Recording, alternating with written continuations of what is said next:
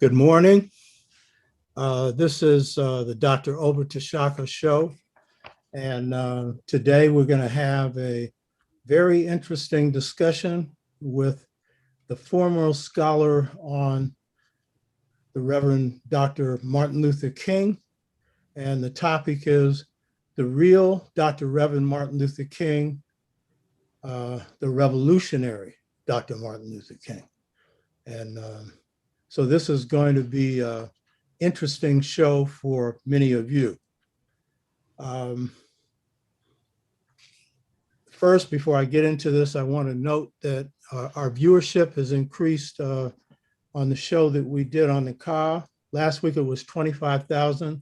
It's gone to 44,549 with a subscribers list of 943. And we're just 60 away from 1,000. And once that happens, I can put stuff up on the screen.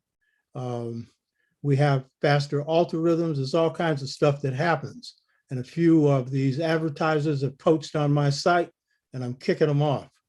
This is not a hustling show for corporations, but for us to keep a show that's free, you're going to have to give it some real support. And I want to really say, for all of you that are new, hit the subscriber button. I also want to say to Contra Costa College, Black students and other students who are in Carolyn Hodges' class, right on, to the right on. And to Carolyn Hodge, right on to you. She's a former student of mine. She's professor and chair of Black Studies at Contra Costa, and Professor Manu Ampim and her are cut buddies. They kick butt at Contra Costa. You know what I mean? They're a team. And by the way, I want to say to all you students that are watching, Carolyn's going to know whether you watch the whole show or not.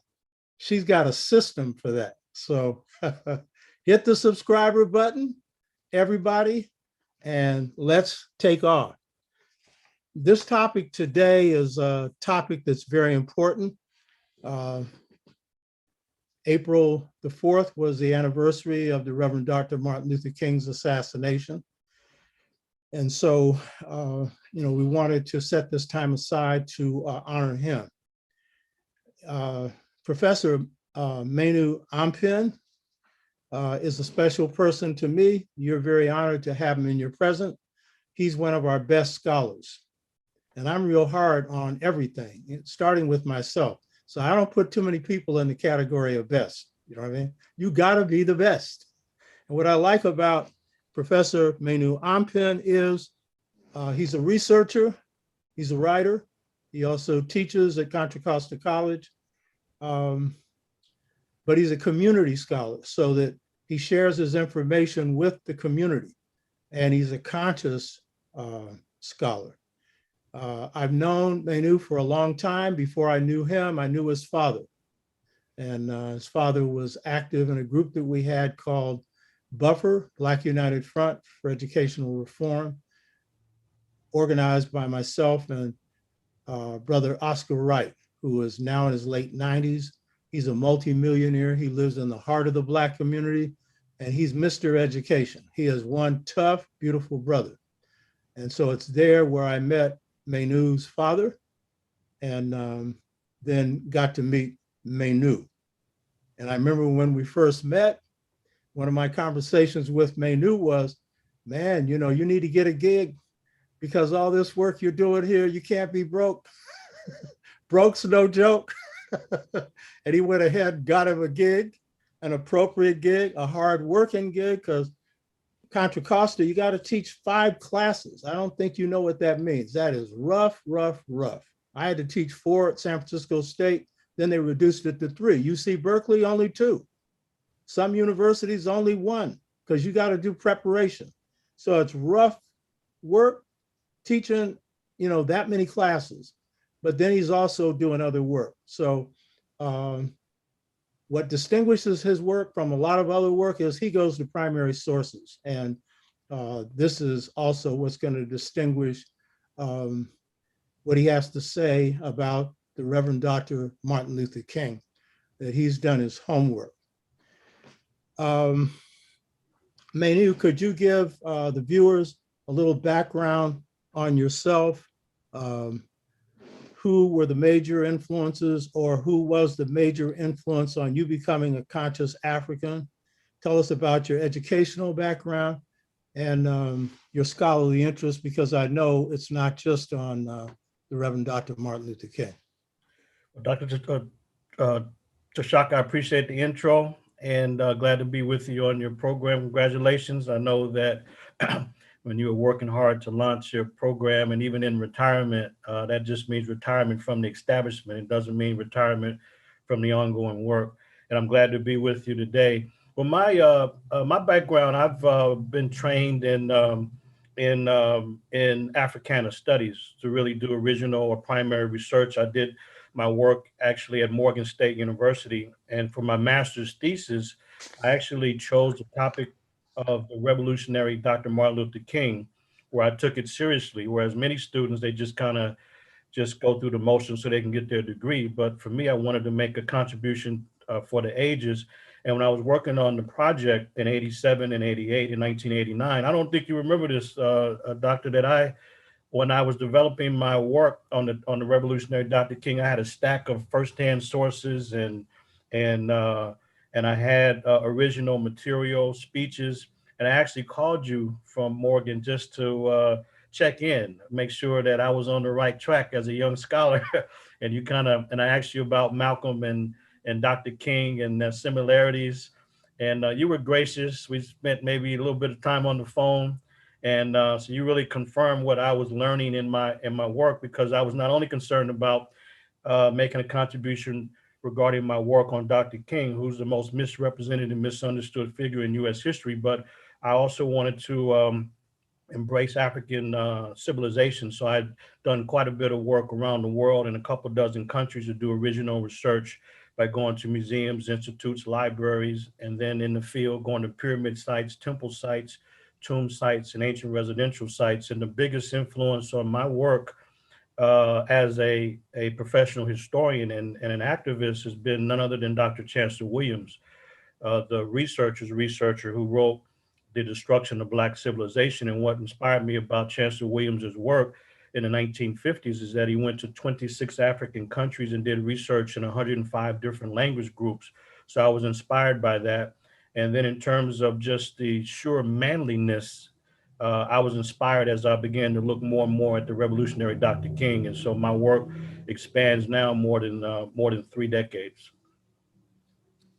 I understand your father was also an influence on your consciousness. Absolutely. My father was absolutely crucial and critical. The early upbringing of my mother and father. I remember back in 1984, I remember he had introduced me to life-saving books. And I didn't know this kind of knowledge about African civilizations existed at the time. And I remember I went over his place on a Saturday, and he opened up his closet. It was life-saving, self-explanatory books that he exposed me to. Books like, as the one I mentioned, The Destruction of Black Civilization, books like Ethiopia and the Origin of Civilization, books like The Origin of African Civilization, Myth or Reality, books like The Story of Marcus Garvey, Black Moses. I was stunned by this. The Egyptian Book of the Dead. I never conceived of any of this. And I remember leaving my father's apartment that day with an armful of books. And I've never been the same since. But that was the life saving materials that he gave to me. And I recognized it. Why was I so receptive? I recognized that really it was the framework and the foundation that I received at home, because I never thought once negatively about Black people or about Africa. So I didn't have to unlearn that. I was already just, I didn't think much about it, but I certainly wasn't negative. So I definitely credit both my mother and father, but my father, that one day has been transformative in my life. And I use his personal library as my library. I was 21. Some books I can understand, others were a little bit over my head, but yet I would check out books and return others until I can build my own library. So those have been some of the more immediate influences in my life and my work.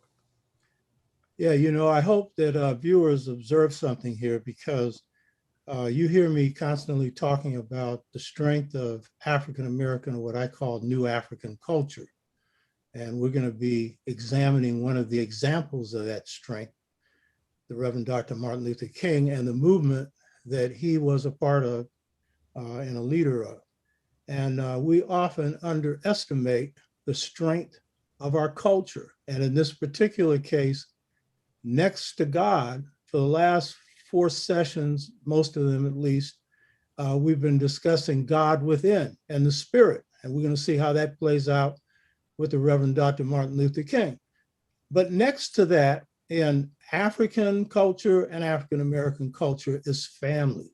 Family is a fundamental foundation. We've been talking about the car and how you pick your destiny in heaven. I think it's not a coincidence that Manu had the parents he had, and particularly the father that he had.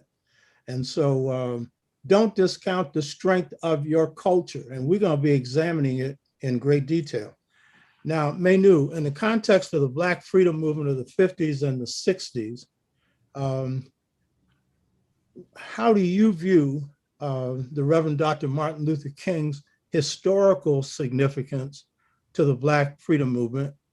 How would you define his role in the Black freedom movement and also some of his personal qualities?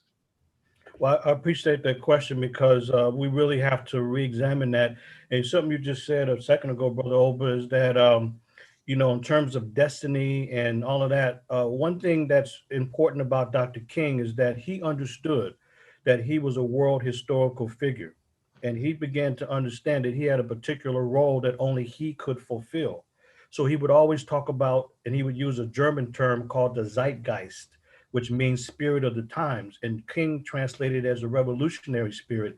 And as a young man who just out of seminary with a young family in Alabama, he had the goal of just becoming a regular everyday preacher. But he understood that he had to move into and embrace his calling.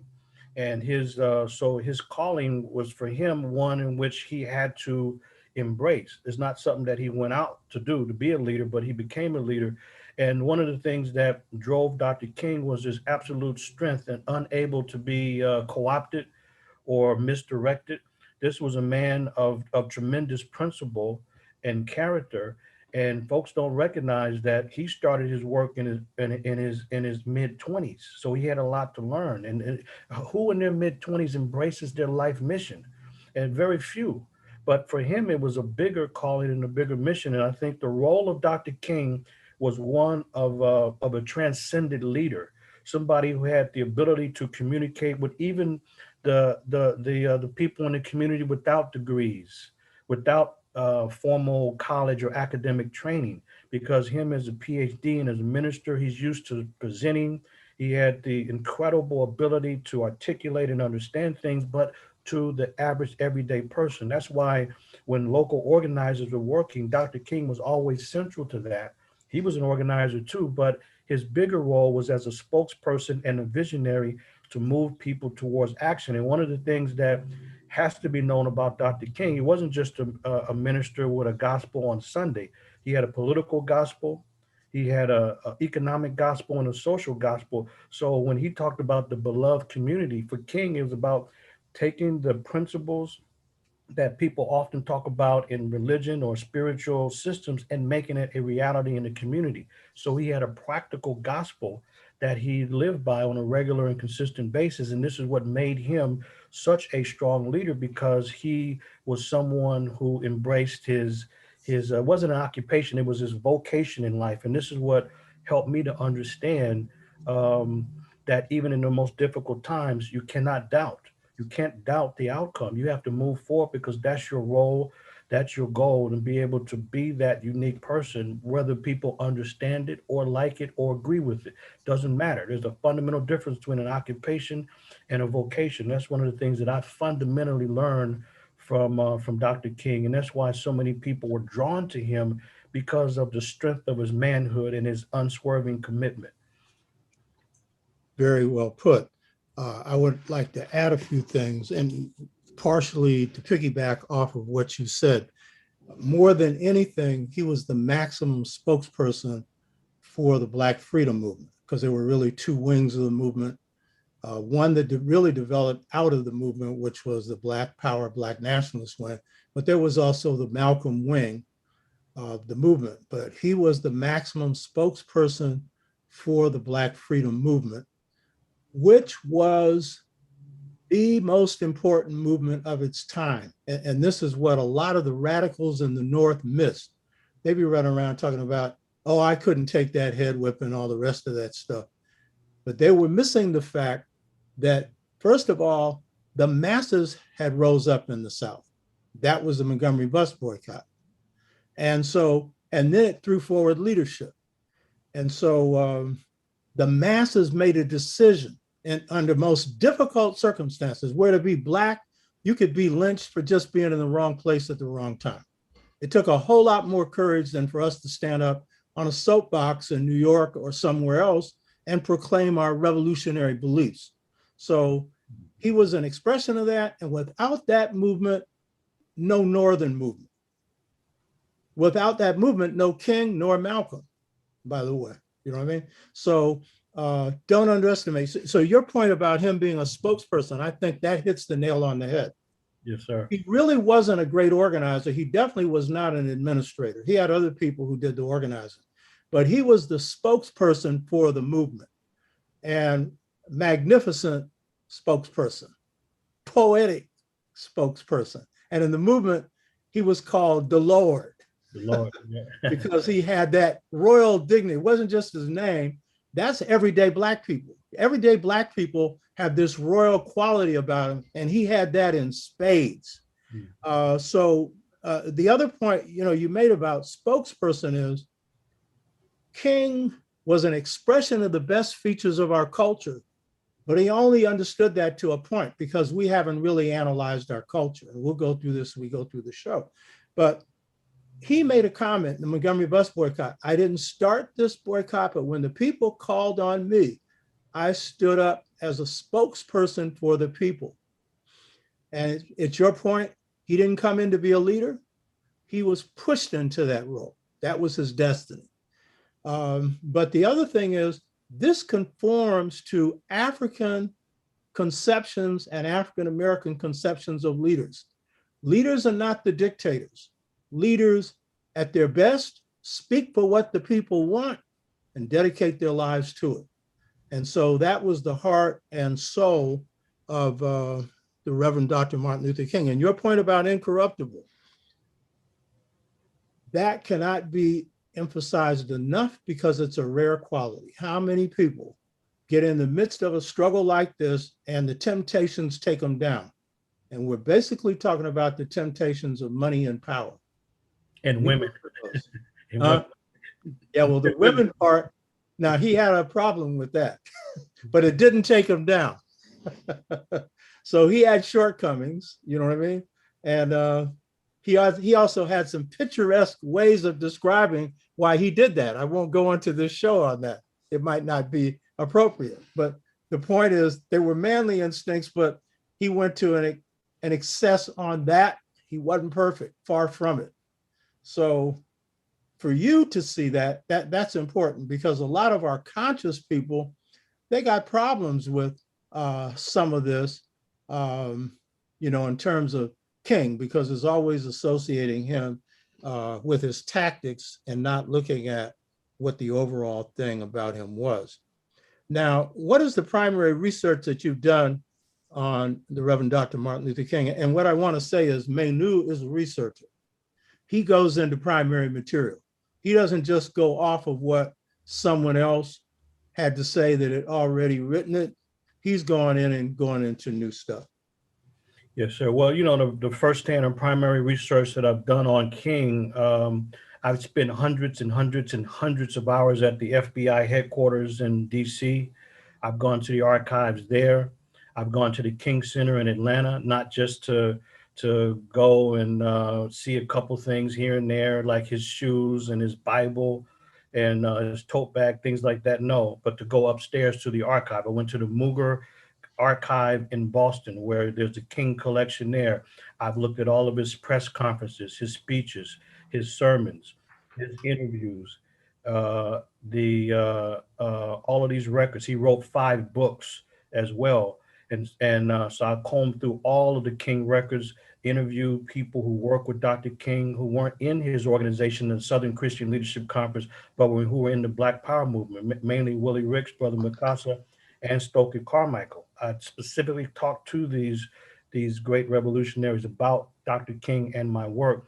And so my primary research was really to look at all of these comprehensive sources. And one of the things about the so-called conscious community, or most people in general, they have not read a single word by Dr. King. They don't know what Dr. King was about. It's just the great level of misinformation.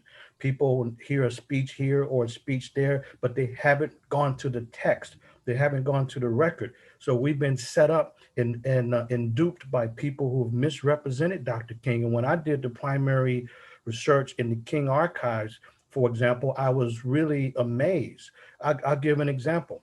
If somebody reads materials on Dr. King, most of what they read about him has nothing to do with his real position. And when we go to the archives and read his books, he wrote 5 books, and very few people, Professor, can even name his books, let alone read them. But he outlines exactly what his work and his calling was over the 12 and a half year period. So I spent about a year and a half, 2 years going to every single record that I can possibly get. And one of the things, for example, is what most influenced King and what he was most concerned about. If we go to the massive archive at the King Center in Atlanta, is the African liberation struggle, the African struggle for independence. That's the biggest and the most comprehensive file in the archive. Yet, who was written about this?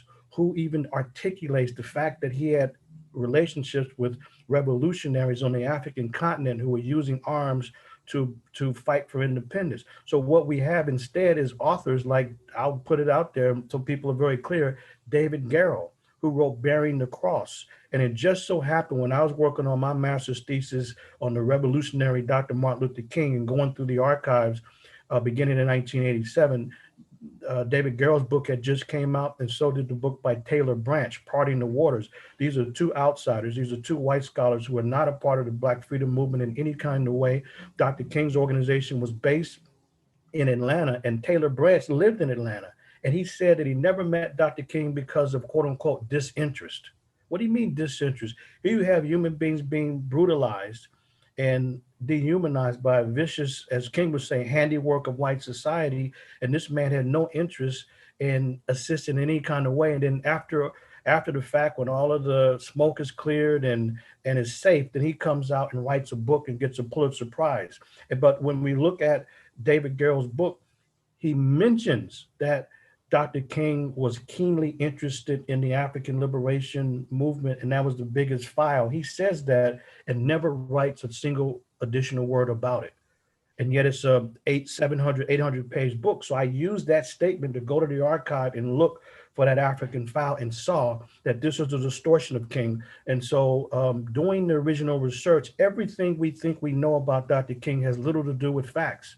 People think, for example, that Dr. King was somebody who was simply committed to civil rights. He certainly was not. He stopped focusing on civil rights after 1965. People think that he was the apostle of nonviolence, and he was a pacifist who was unalterably committed to nonviolence. Not at all. Dr. King said that it's a false debate or whether or not a person should defend themselves or not. He said that has been embraced by all nations since the beginning of organized society, that you should always defend yourself when attacked and your family. He said the question was not whether or not you should defend yourself and your family. The question was simply whether or not it was tactically wise to carry a knife or gun during a demonstration. Because if you did do that, you were probably going to get into a skirmish with the police, and then the media and the propaganda machine would focus on the skirmish with the police and not the fact that Black people were lacking rights. And this is what is dominant in the archives. He consistently makes these points, but yet people believe, because they haven't read anything by King, most people, or they've read superficially, that he was simply committed to nonviolence. And for him, it was a strategy, because we see him consistently embracing armed liberation movements. He does not draw a lot of attention to it in the early 60s, but he certainly comes out unequivocally in the mid and late 60s before he was assassinated to embrace publicly armed liberation struggles in Africa because he said those struggles were winnable. He said, but in America is a different story. He said the right wing racists, he called them white supremacists on a regular basis, the government, the army, the National Guard, he said they wouldn't hesitate to exterminate, to use his term, every black man, woman, and child. So I was like amazed that he's saying this in his writings, his essays, his books, his speeches, his interviews, and yet when it comes to a popular award-winning biography, all of this is omitted. And then the public hears snippets of speeches rather than the entire speech. So for me, it's and Dr. Shaka, here's one of the things that will stun people.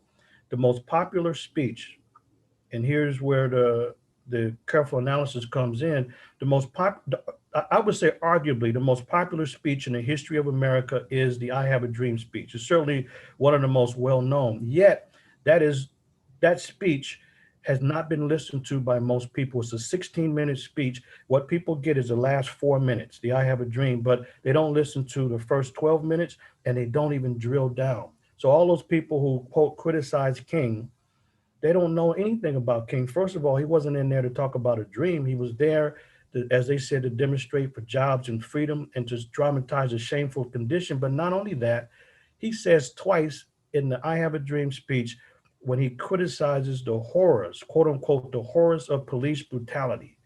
He's specifically talking about this vicious system, and yet people don't even see it.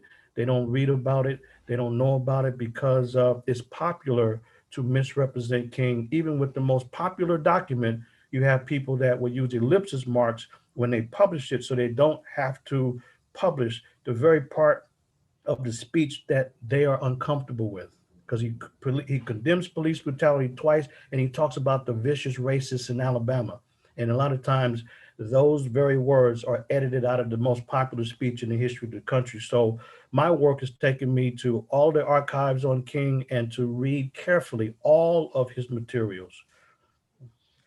Um, very good.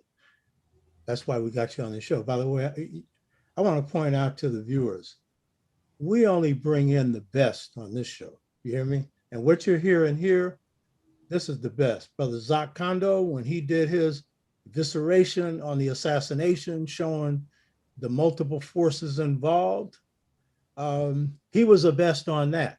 And so this analysis here, you should really soak this in. You made the point about Garrow and the other writers on King receiving Pulitzer prizes and whatnot. And they don't tell you anything that you didn't already know, but they also take him out of historical context. And so they give you the systems view of King. There's an African proverb that said, the animals in the jungle would never say of the live lion what they say when he's dead.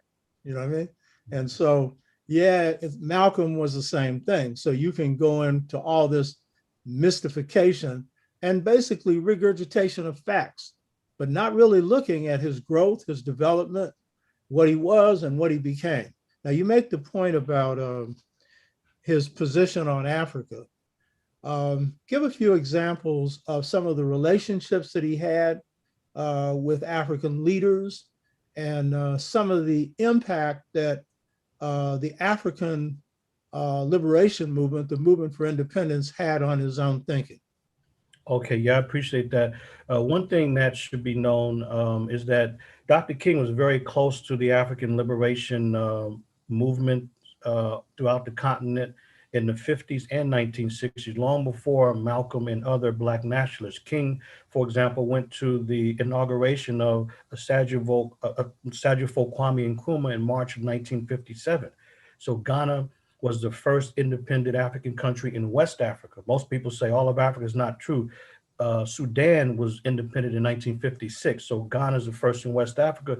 King was there, and not only that, but King wrote an article about the birth of a new age. What he was talking about is a revolutionary age where people, not only in the U.S. but in Africa, were fighting for independence. He said that we have to keep our struggle in the U.S.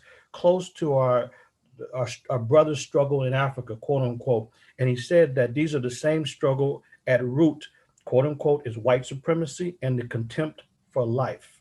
That's what he said. So for King, he had direct relations, a lot of correspondence with Tom Mboya and people in the Mau Mau Revolution in Kenya, correspondence back and forth with them, correspondence with revolutionaries in Zimbabwe and South Africa. That's why that file was so big. There's correspondence, letters back and forth, there's other documents, there's articles. And King not only followed it as a passive person, but he also helped form and organize the American Negro Leadership Conference on Africa.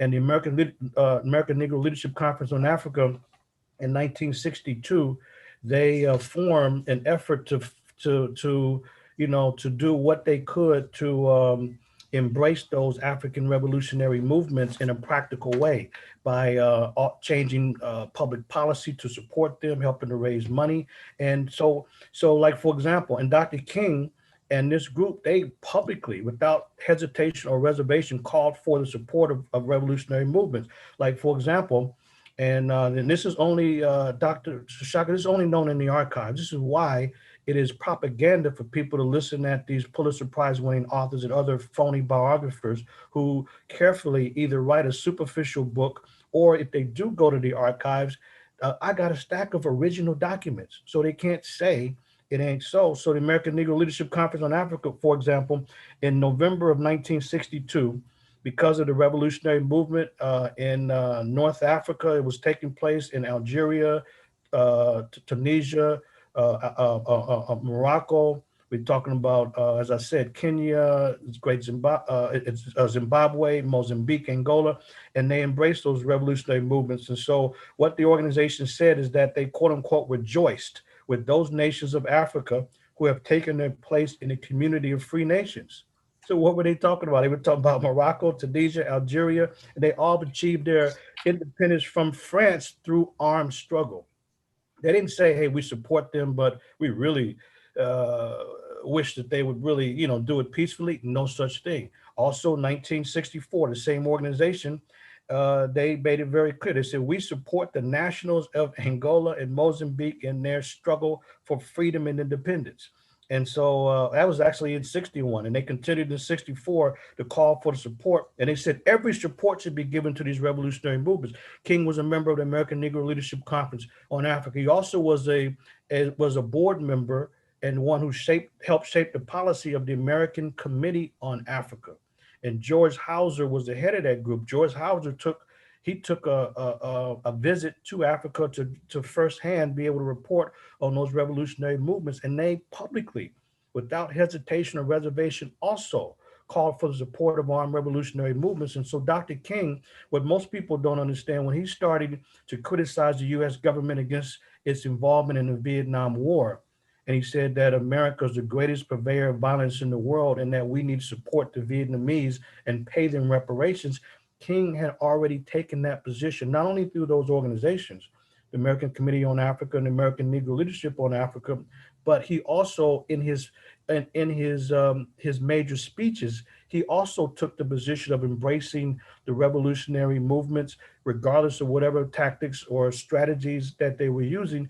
And so what happened was King backed away from that public support because the real Afro-Saxons, the real Negroes, they criticized King and said they said he was taking away focus from the civil rights movement in the US and he should quote unquote stay in his place and not try to deal with international issues. But King was internationalizing the struggle in the early 60s until he received unbelievable criticism from conservative black leaders and from the mainstream press. But the fact is that nobody will ever find any evidence at all that King ever, at any occasion, a sermon, a press conference, a speech, a statement to his board members in the SCLC that he had issues with the method that African revolutionaries were using to win their independence. He said those are winnable struggles to kick out the oppressor. He said it's a different situation here at home, and that's why he takes a different position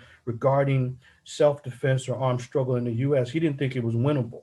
And, he was older and more mature. The young folks said, we need to go defend ourselves. Yeah, you know what? You need to also be prepared to count the dead bodies of Black folks going up against this vicious American machinery. So as you were saying, Doctor, it's not just somebody shooting off rhetoric from a soapbox in the street. Dr. King was an activist who experienced the deadly force that these white folks can use. So we're saying, we need to be practical. And he was practical. Yeah, sure. He wanted to use nonviolence. He hoped that it would work, but he was not sure that that was actually going to solve the problem in the U.S. And this is why he continues to radicalize his position over time as the struggle dictated. But that's the most important thing about Dr. King that gets missed among many other distortions, and that's his embracement of the movement and his correspondence with those revolutionaries to see what he can do on a practical level to support them. Yeah, I think one of the very good, and you brought out some stuff that nobody knows. And you're talking about King being practical. That's very important, because if you're in a battle, your objective is to win. And so you've got to take positions that are winnable.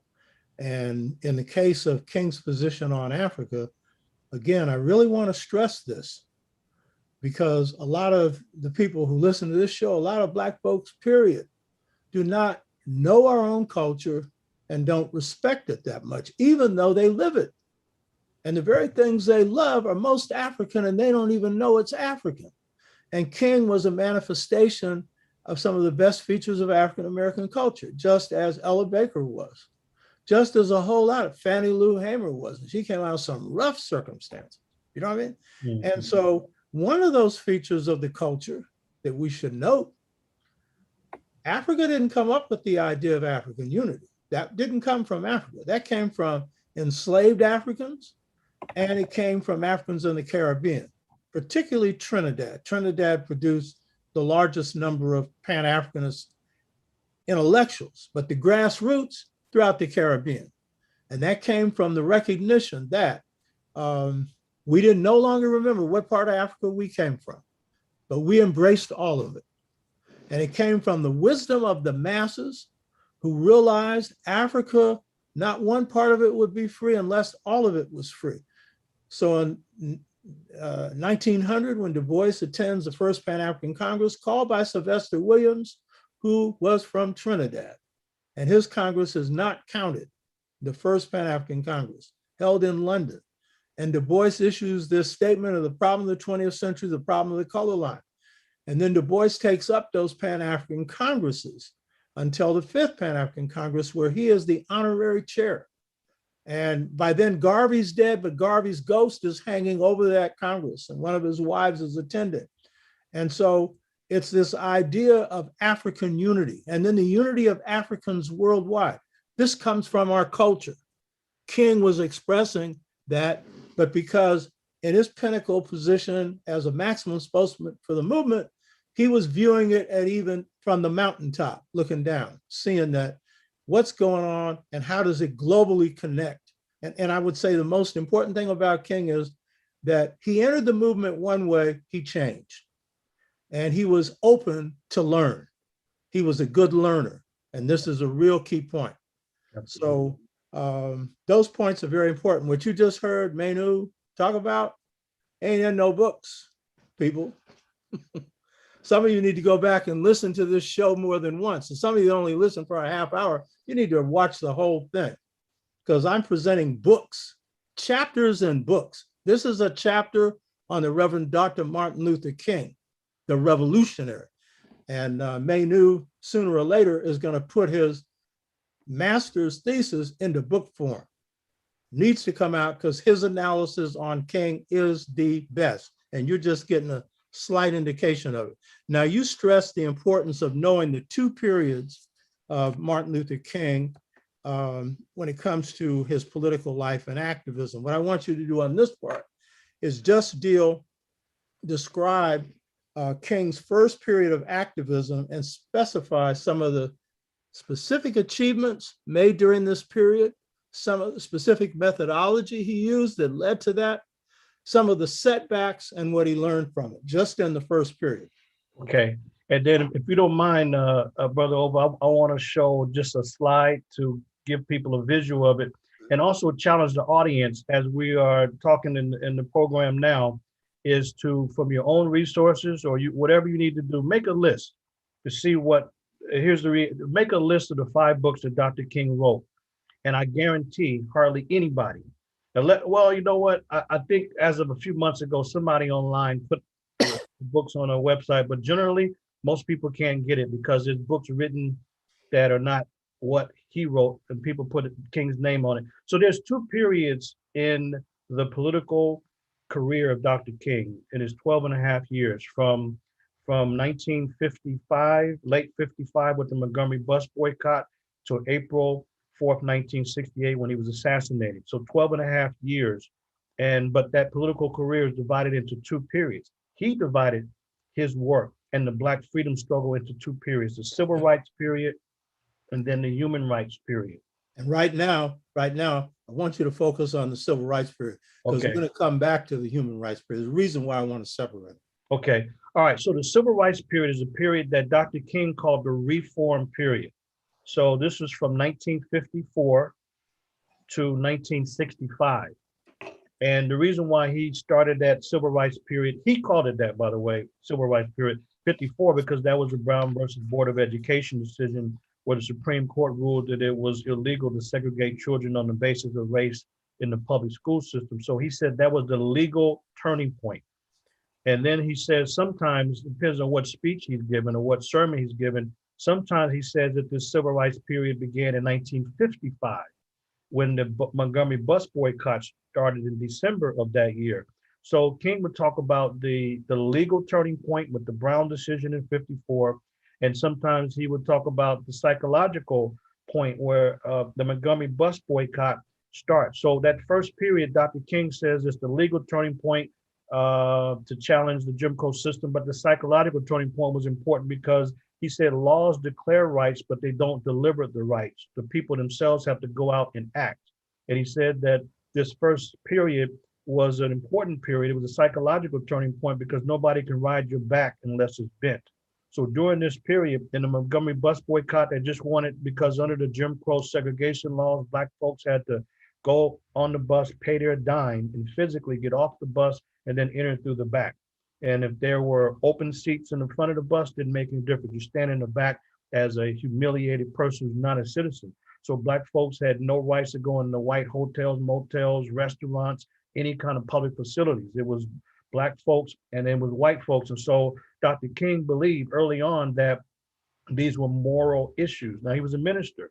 So he thought that if the vast majority of white people supported this vicious segregation system, which is backed up by violence, that if they were told their moral errors, that they would change. So and during the first period, he was focused on moral issues. But King recognized that even after being explained, white folks did not seem to change. He also, during this first period, not just him, he's a part of a movement, and King did not produce the movement produced King. So many of them were focused on integration. They thought that, then they used the term integrate to integrate with white society. That was a goal. They were focused in this first civil rights period on protest, local concerns in the South, because the Jim Crow system of white supremacy was more prominent in the South.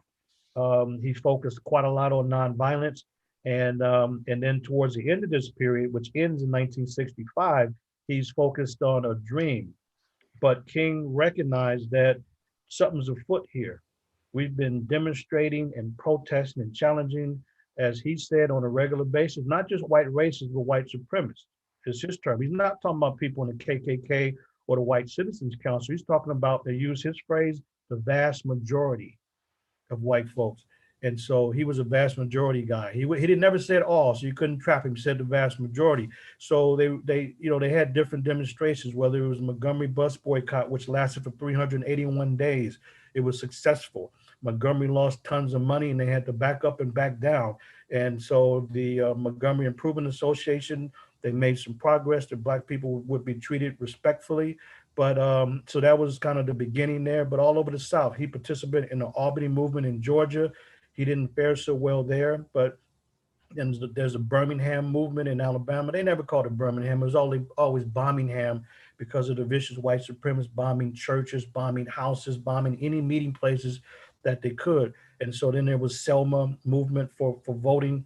And so King recognized that they had to push towards the first phase, which was to get laws passed so that at least the law was on the side of Black people who had no civil rights, had no voting rights, had no rights of any citizen or any real human being. So the goal was to try to shame white people to change the laws. And King recognized that after the Civil Rights Bill was passed in 64, and then the Voting Rights Bill was passed in 1965, for his organization, as they said, that in a sense, Congress signed the civil rights movement out of existence. So once those laws were on the books by 1965, Dr. King was explaining to his staff in the Southern Christian Leadership Conference that the first phase of their work is accomplished. They have these laws on the books. He said now the second phase is not going to be bargain rates for white folks who didn't have to give up anything. They didn't have to give up any taxes or anything else.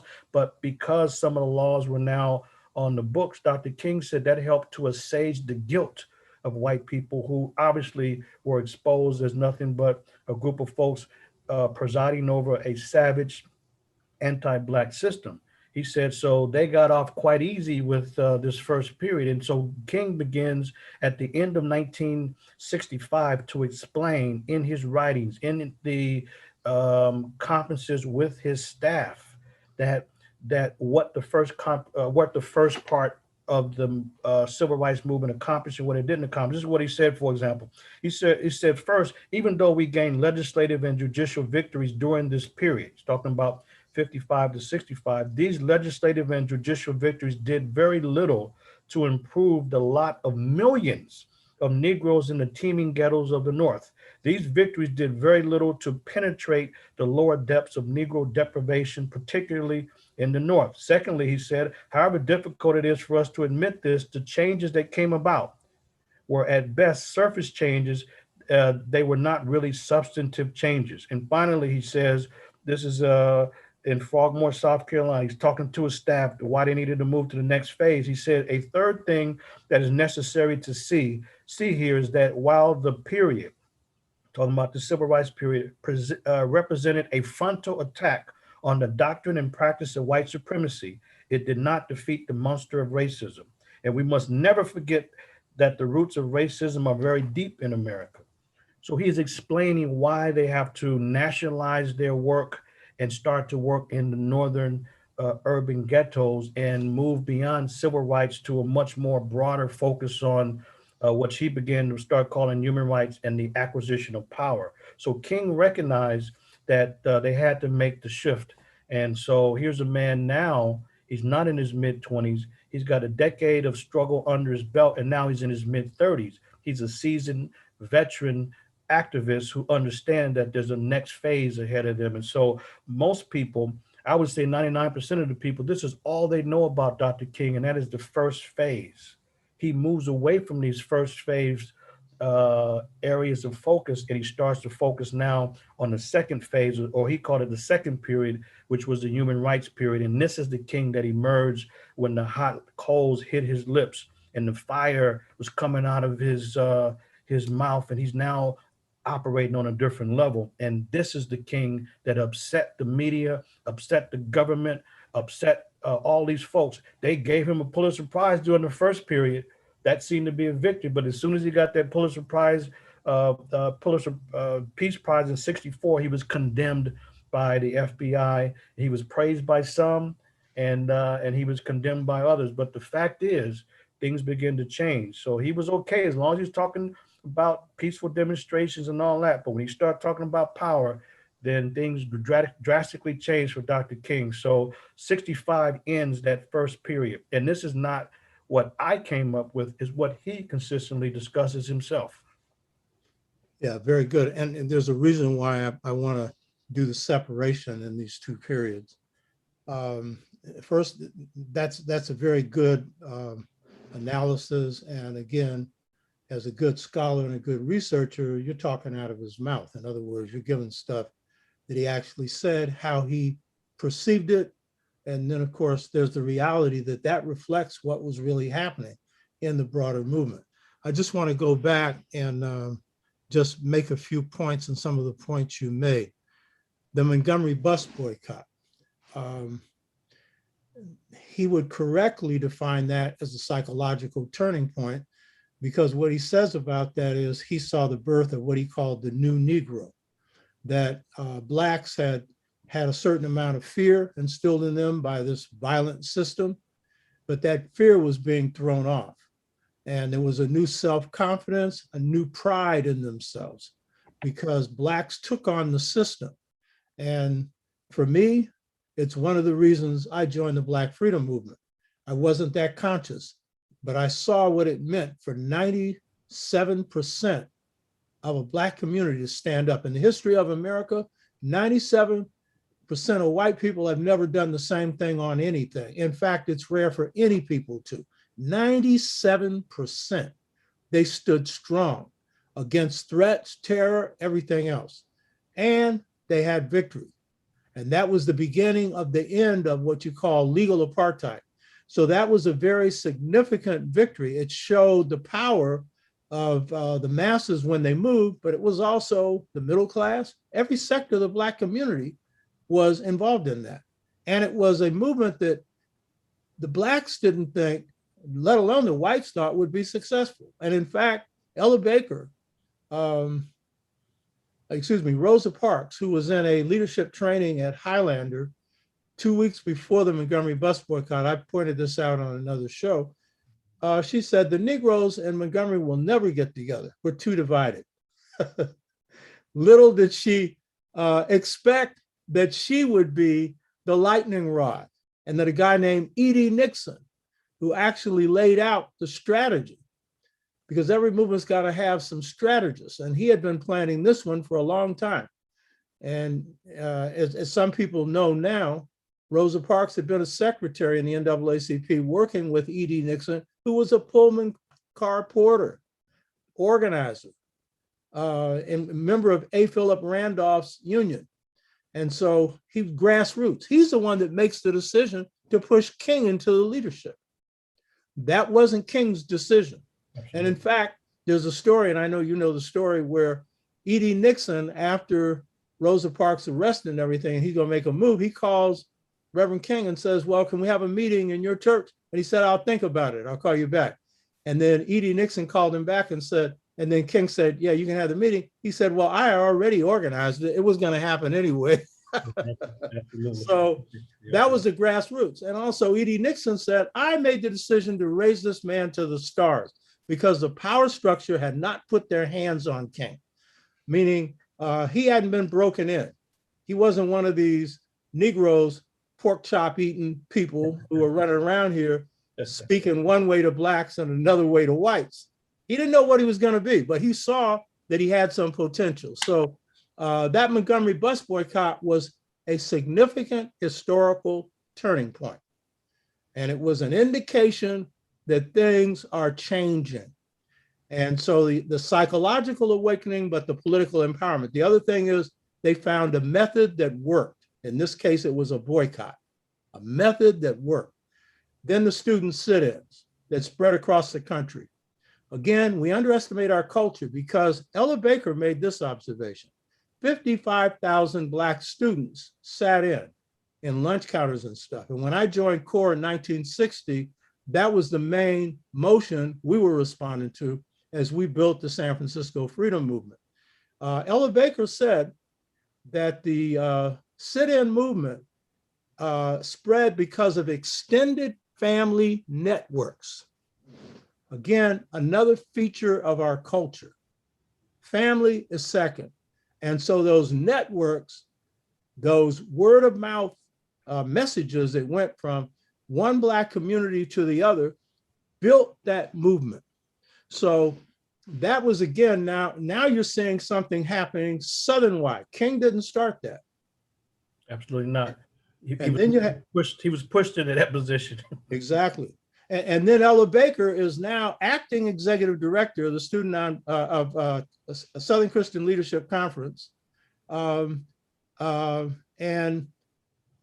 she is then encouraging the sit-ins to have a meeting at Shaw University, which was a campus she graduated from, Black College. She was valedictorian, straight A student, militant, one of the two best organizers in the 60s, Malcolm being the other one. And King and them were pushing, let's take these youth and put them under SCLC. I was in C.O.R.E. Some of them wanted them under C.O.R.E. And she said no, but the students were saying no. And so they end up with an independent movement, Student Nonviolent Coordinating Committee, with close contact with the Reverend Dr. Martin Luther King. They loved him, you know. And then Albany, which you referred to, and Birmingham, and then Selma. As you point out, he lost in Albany. And you know this, you pointed out, Pritchard, who was chief of police, had read his book.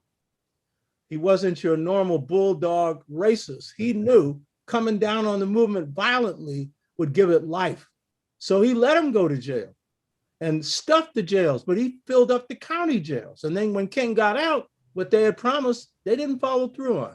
So King had his reputation lowered by this movement, but it wasn't his fault.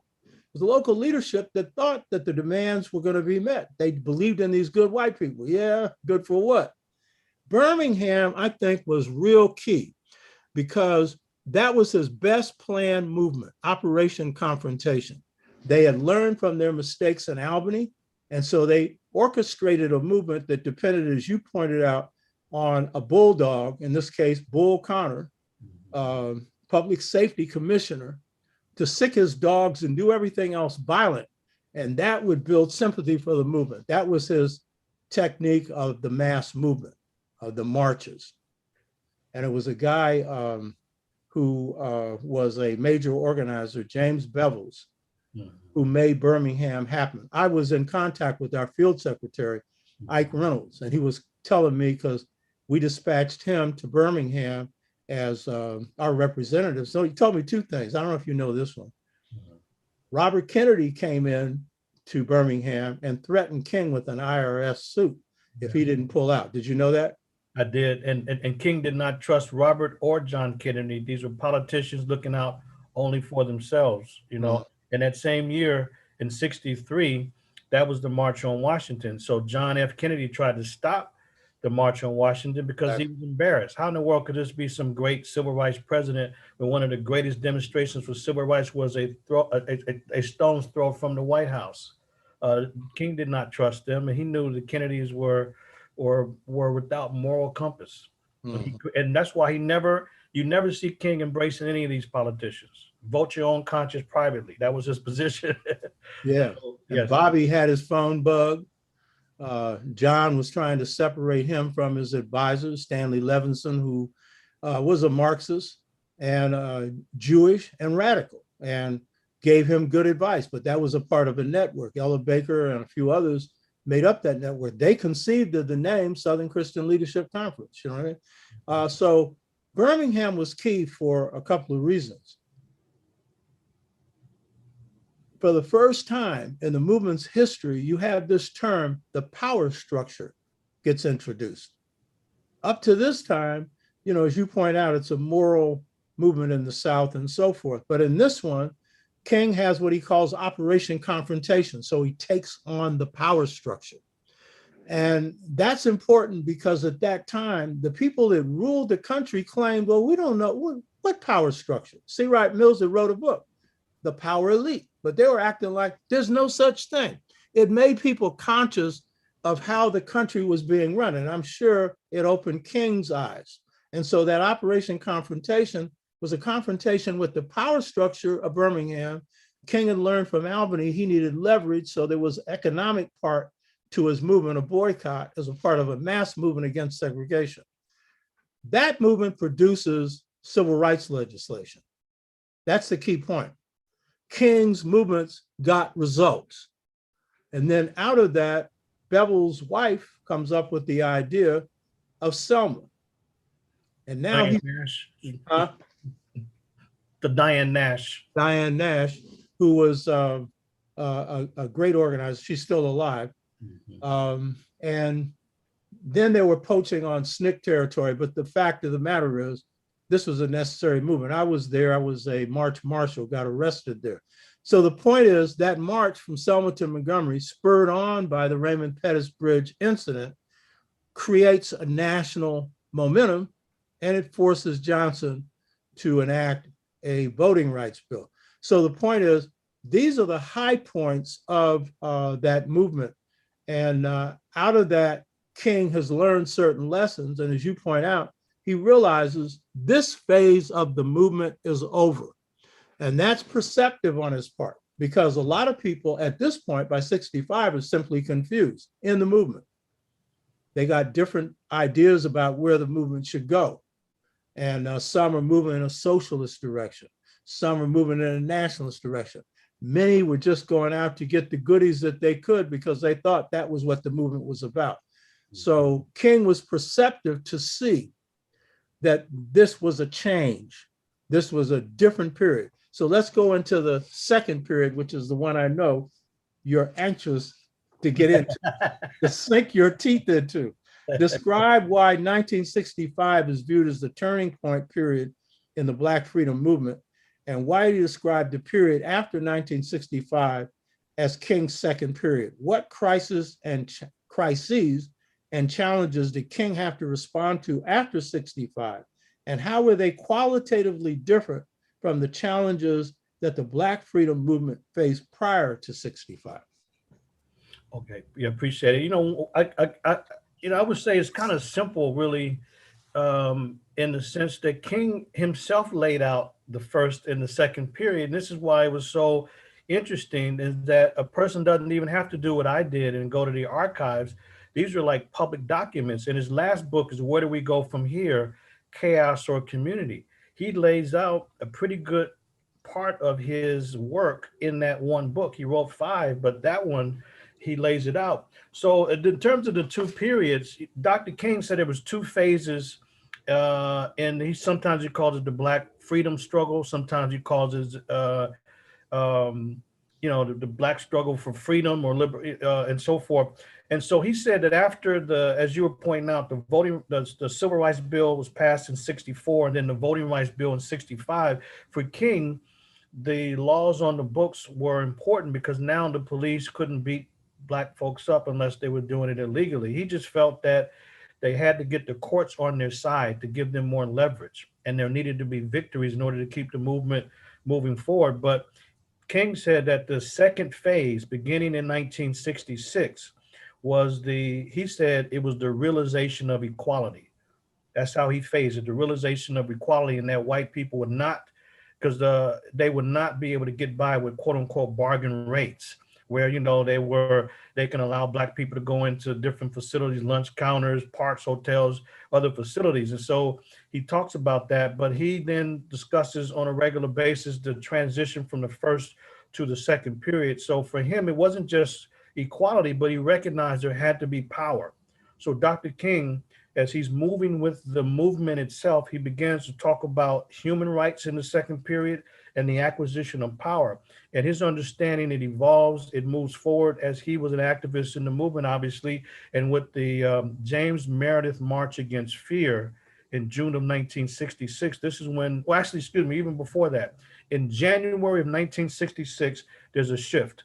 King's not focused on the southern areas getting laws passed. He moves the operation to Chicago, and they join the Chicago Freedom Movement. So in January of 1966 is when Dr. King begins to discuss and say specifically that the basic issue confronting all nations is that of human rights. He said, we've come to Chicago to raise the issue of human rights. He's not talking about civil rights anymore, because he understood that in Chicago, Black people had laws on the books, but they still were dwelling in slum conditions and being exploited. So he recognized that it was a very different environment in the North. And so therefore for him, he's now beginning to talk about human rights in January of 66. He's not focused on civil rights anymore. And then later that same year, when James Meredith was walking in the highway, he's the one that integrated the University of Mississippi, the show No Fear. He was shot on the highway. And so all of the civil rights, the main groups like the one you're in, C.O.R.E and S.N.C.C, NAACP, and SCLC, these main civil rights organizations, they came together to support James Meredith. And the young black folks in SNCC and C.O.R.E said, you know what?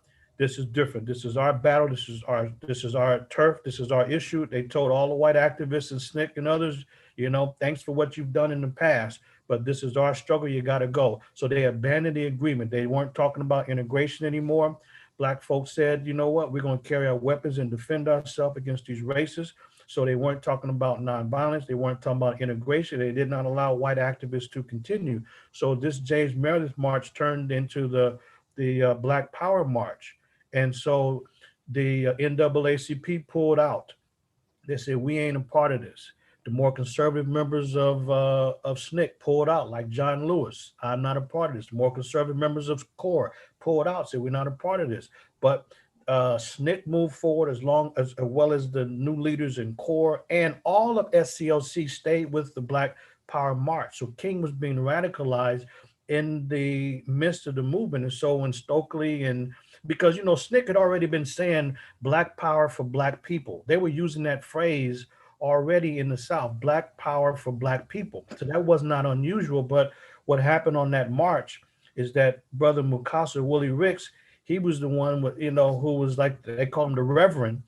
He shortened it from Black Power to Black people, for Black people to just Black Power. And when they unleashed the Black Power slogan in Greenwood, Mississippi, that's when the movement really took on a whole nother level. And so this is when, the Black Power call. So what do you want? Black Power. What do you want? Black Power. The video footage is amazing, because you see walking down the highway there that the reporter is got Stokely Carmichael on one side and Dr. King on the other, going back and forth with his microphone. What do you think about what Stokely Carmichael said, Reverend King? Do you support this call? So they're actually checking and correcting each other on the highway. King had a issue with the term Black Power because he said it sounded too much like white power, and it would give the white radical activists an opportunity to attack Black people and try to put them in the same category as the white racists and bigots and white supremacists and murderers. And so he said, so he's challenging these young brothers, but Dr. King begins on that march to use the term Black Power. And eventually what he does, he articulates that Black Power, and here's what he said. He said, look, y'all just talking about Black Power as a slogan. It needs to be a program. And so he began to talk about Black Power as a program. And so King wrote extensively on Black Power. One of his greatest essays on Black Power is simply Black Power Defined, where he's explaining, how do we implement Black Power in the labor movement? How do you implement Black Power in economic area, in the political arena? And he goes through all these different areas of why Black Power was important. But, he has no issue with the program of implementing Black Power. He just challenged the brothers on the semantics of it, but he embraced the Black Power. So in 1966, it's a transformative year. King talks about the second phase, and he began talking about human rights. Then he ends up talking about not only human rights, but the acquisition of power to implement these rights. And he now begins to articulate Black Power without hesitation or reservation. Like, for example, I'll give a couple quick examples. He says in his book, Where Do We Go From Here? He said, power properly understood is the ability to achieve purpose. It is the strength required to bring about social, political, and economic changes. He said, in this sense, power is not only desirable, but necessary in order to implement the demands of love and justice. One of the greatest problems of history is that the concept of love and power are usually contrasted as polar opposites. What is needed is a realization that power without love is reckless and abusive, and love without power is sentimental and anemic. There is nothing essentially wrong with power. The problem is that in America, power is unequally distributed. He said, Black Power is the call for the pooling of Black financial resources to achieve economic security. He said that Black is beautiful and as beautiful as any other color. And then he goes on. He also says this, and folks, they miss this. He says that power is the ability to achieve purpose, but he also says power is not the white man's birthright. It would not be legislated for us and delivered in neat government packages. It is a social force any group can utilize by accumulating its elements in a planned, deliberate campaign to organize it under its control.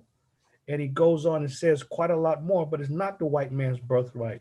So those people who are quote unquote conscious, when they try to dismiss King because of things they haven't read or don't know much about, he embraced, not only did he embrace the Black Power movement, he did not allow the government and the media to use him to condemn these young brothers and sisters who are in the movement.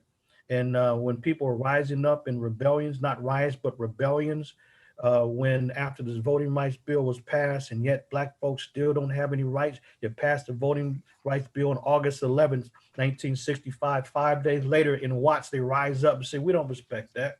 And they start tearing up the city, and they want to bring it. Then they want to bring in Dr. King. Dr. King said, I'm not a fireman to put out these fires. Yes, it's unfortunate that they're tearing up the city, but you know what? This is a real, this is from real issues that they didn't create. They're responding to real issues in their own community. And so the civil rights establishment, A. Philip Randolph, Bayard Rustin, NAACP leadership, and all of them, Dorothy Height, they took out an ad in the New York Times. It was covered by the New York Times on October 14th, 1966. They held a press conference. It was the so-called Seven Negro Leaders, October 14th, 1966, and their statement was to condemn the Black Power movement and the activists and condemn all of it. And so when one of the reporters asked asked these leaders, well, what's Dr. King's position on this? They tried to say, well, King supports us. And so when King heard about this, he was upset, and the records in the FBI clearly says that King was upset. He's talking with his advisor, Stanley Livingston, you mentioned earlier, and others, to figure out how can he get out of this, because he doesn't agree with these. He called them, he said, how can I maintain credibility with the community if I'm working with quote unquote Mickey Mouse Negroes? That's exactly what Dr. King called them. And so then on October 17th, Martin Luther King took out an ad. So his advisor said, look, you need to come out with a public statement. October 17th, 3 days later, Dr. King took out an ad in the New York Times. Anybody can look it up. And it says, Dr. King clarifies his stand. In other words, Dr. King clarified his stand because he did not agree with their statement. He did not condemn those brothers and sisters in the Black Power movement. He simply said he was committed to his goals to bring about equality for Black people. And so he was upset that they tried to pull him into this negative position against the young brothers and sisters. But it's very clear that King is entrenched in this second period now. Now he understands that there's a whole nother level of work that has to be done. And for King to remain relevant, he had to stay with the young activists who were becoming more and more radical. And that's when the movement, as you well know, Brother T'Shaka, that the movement splits in June of 1966. Either you're a conservative civil rights person or you're more radical with the movement. And King stayed radical. No one would ever find any statement of him condemning the young brothers and sisters. He worked with them, stayed with them, organized with them, and all of his writings clearly indicate that, including all of his public books. You don't even have to go to the archive to see that he embraced the Black Power movement, not as a slogan. He's not promoting it on that level, but as a program that needs to be implemented. And so, and I just wanted to share this one thing here, Professor, just what I mentioned. I'm just showing this quick slide so people can see visually the two periods, human rights and civil rights. And this is the two periods that Dr. King presented. And I challenge anybody in the country to say it ain't so. These Pulitzer Prize winning folks, they and other writers and speakers and all these people that think they know King, you're an activist. So that's why you know Dr. T'Shaka. But the folks who don't know, they spew out anti-King craziness that has nothing to do with facts. That's why I say documentation beats conversation every day of the week. He shifts from moral issues. Now, as you said, he's talking about structural problems. He said that's the biggest issue, is the issue of the structural problem. You can't have a slum without slum laws that make it possible. This is why he's criticizing the structural problem, not a moral issue, but it's a structural problem. So he shifts. And if anybody looks at the record, they'll see that in the second period that he called the human rights period, he has fundamentally shifted altogether to all these areas from Black power. Now he's dealing with international concerns. He begins now to speak unequivocally about embracing liberation movements. He often talked about a nightmare. Oh yeah, he's not using reform anymore. He's talking about a revolution. He said it was a triple revolution: revolution in technology, a revolution in weaponry, and thirdly, a revolution in human rights.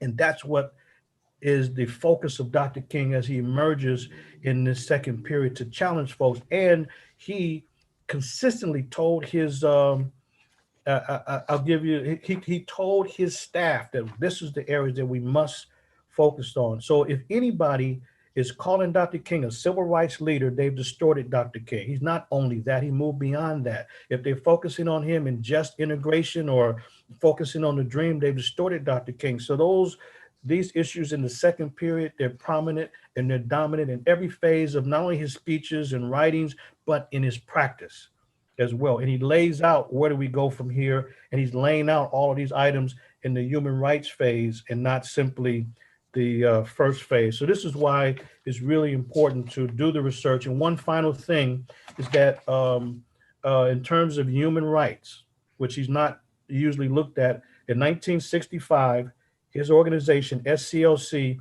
their theme was human rights, basic issues, the Grand Alliance.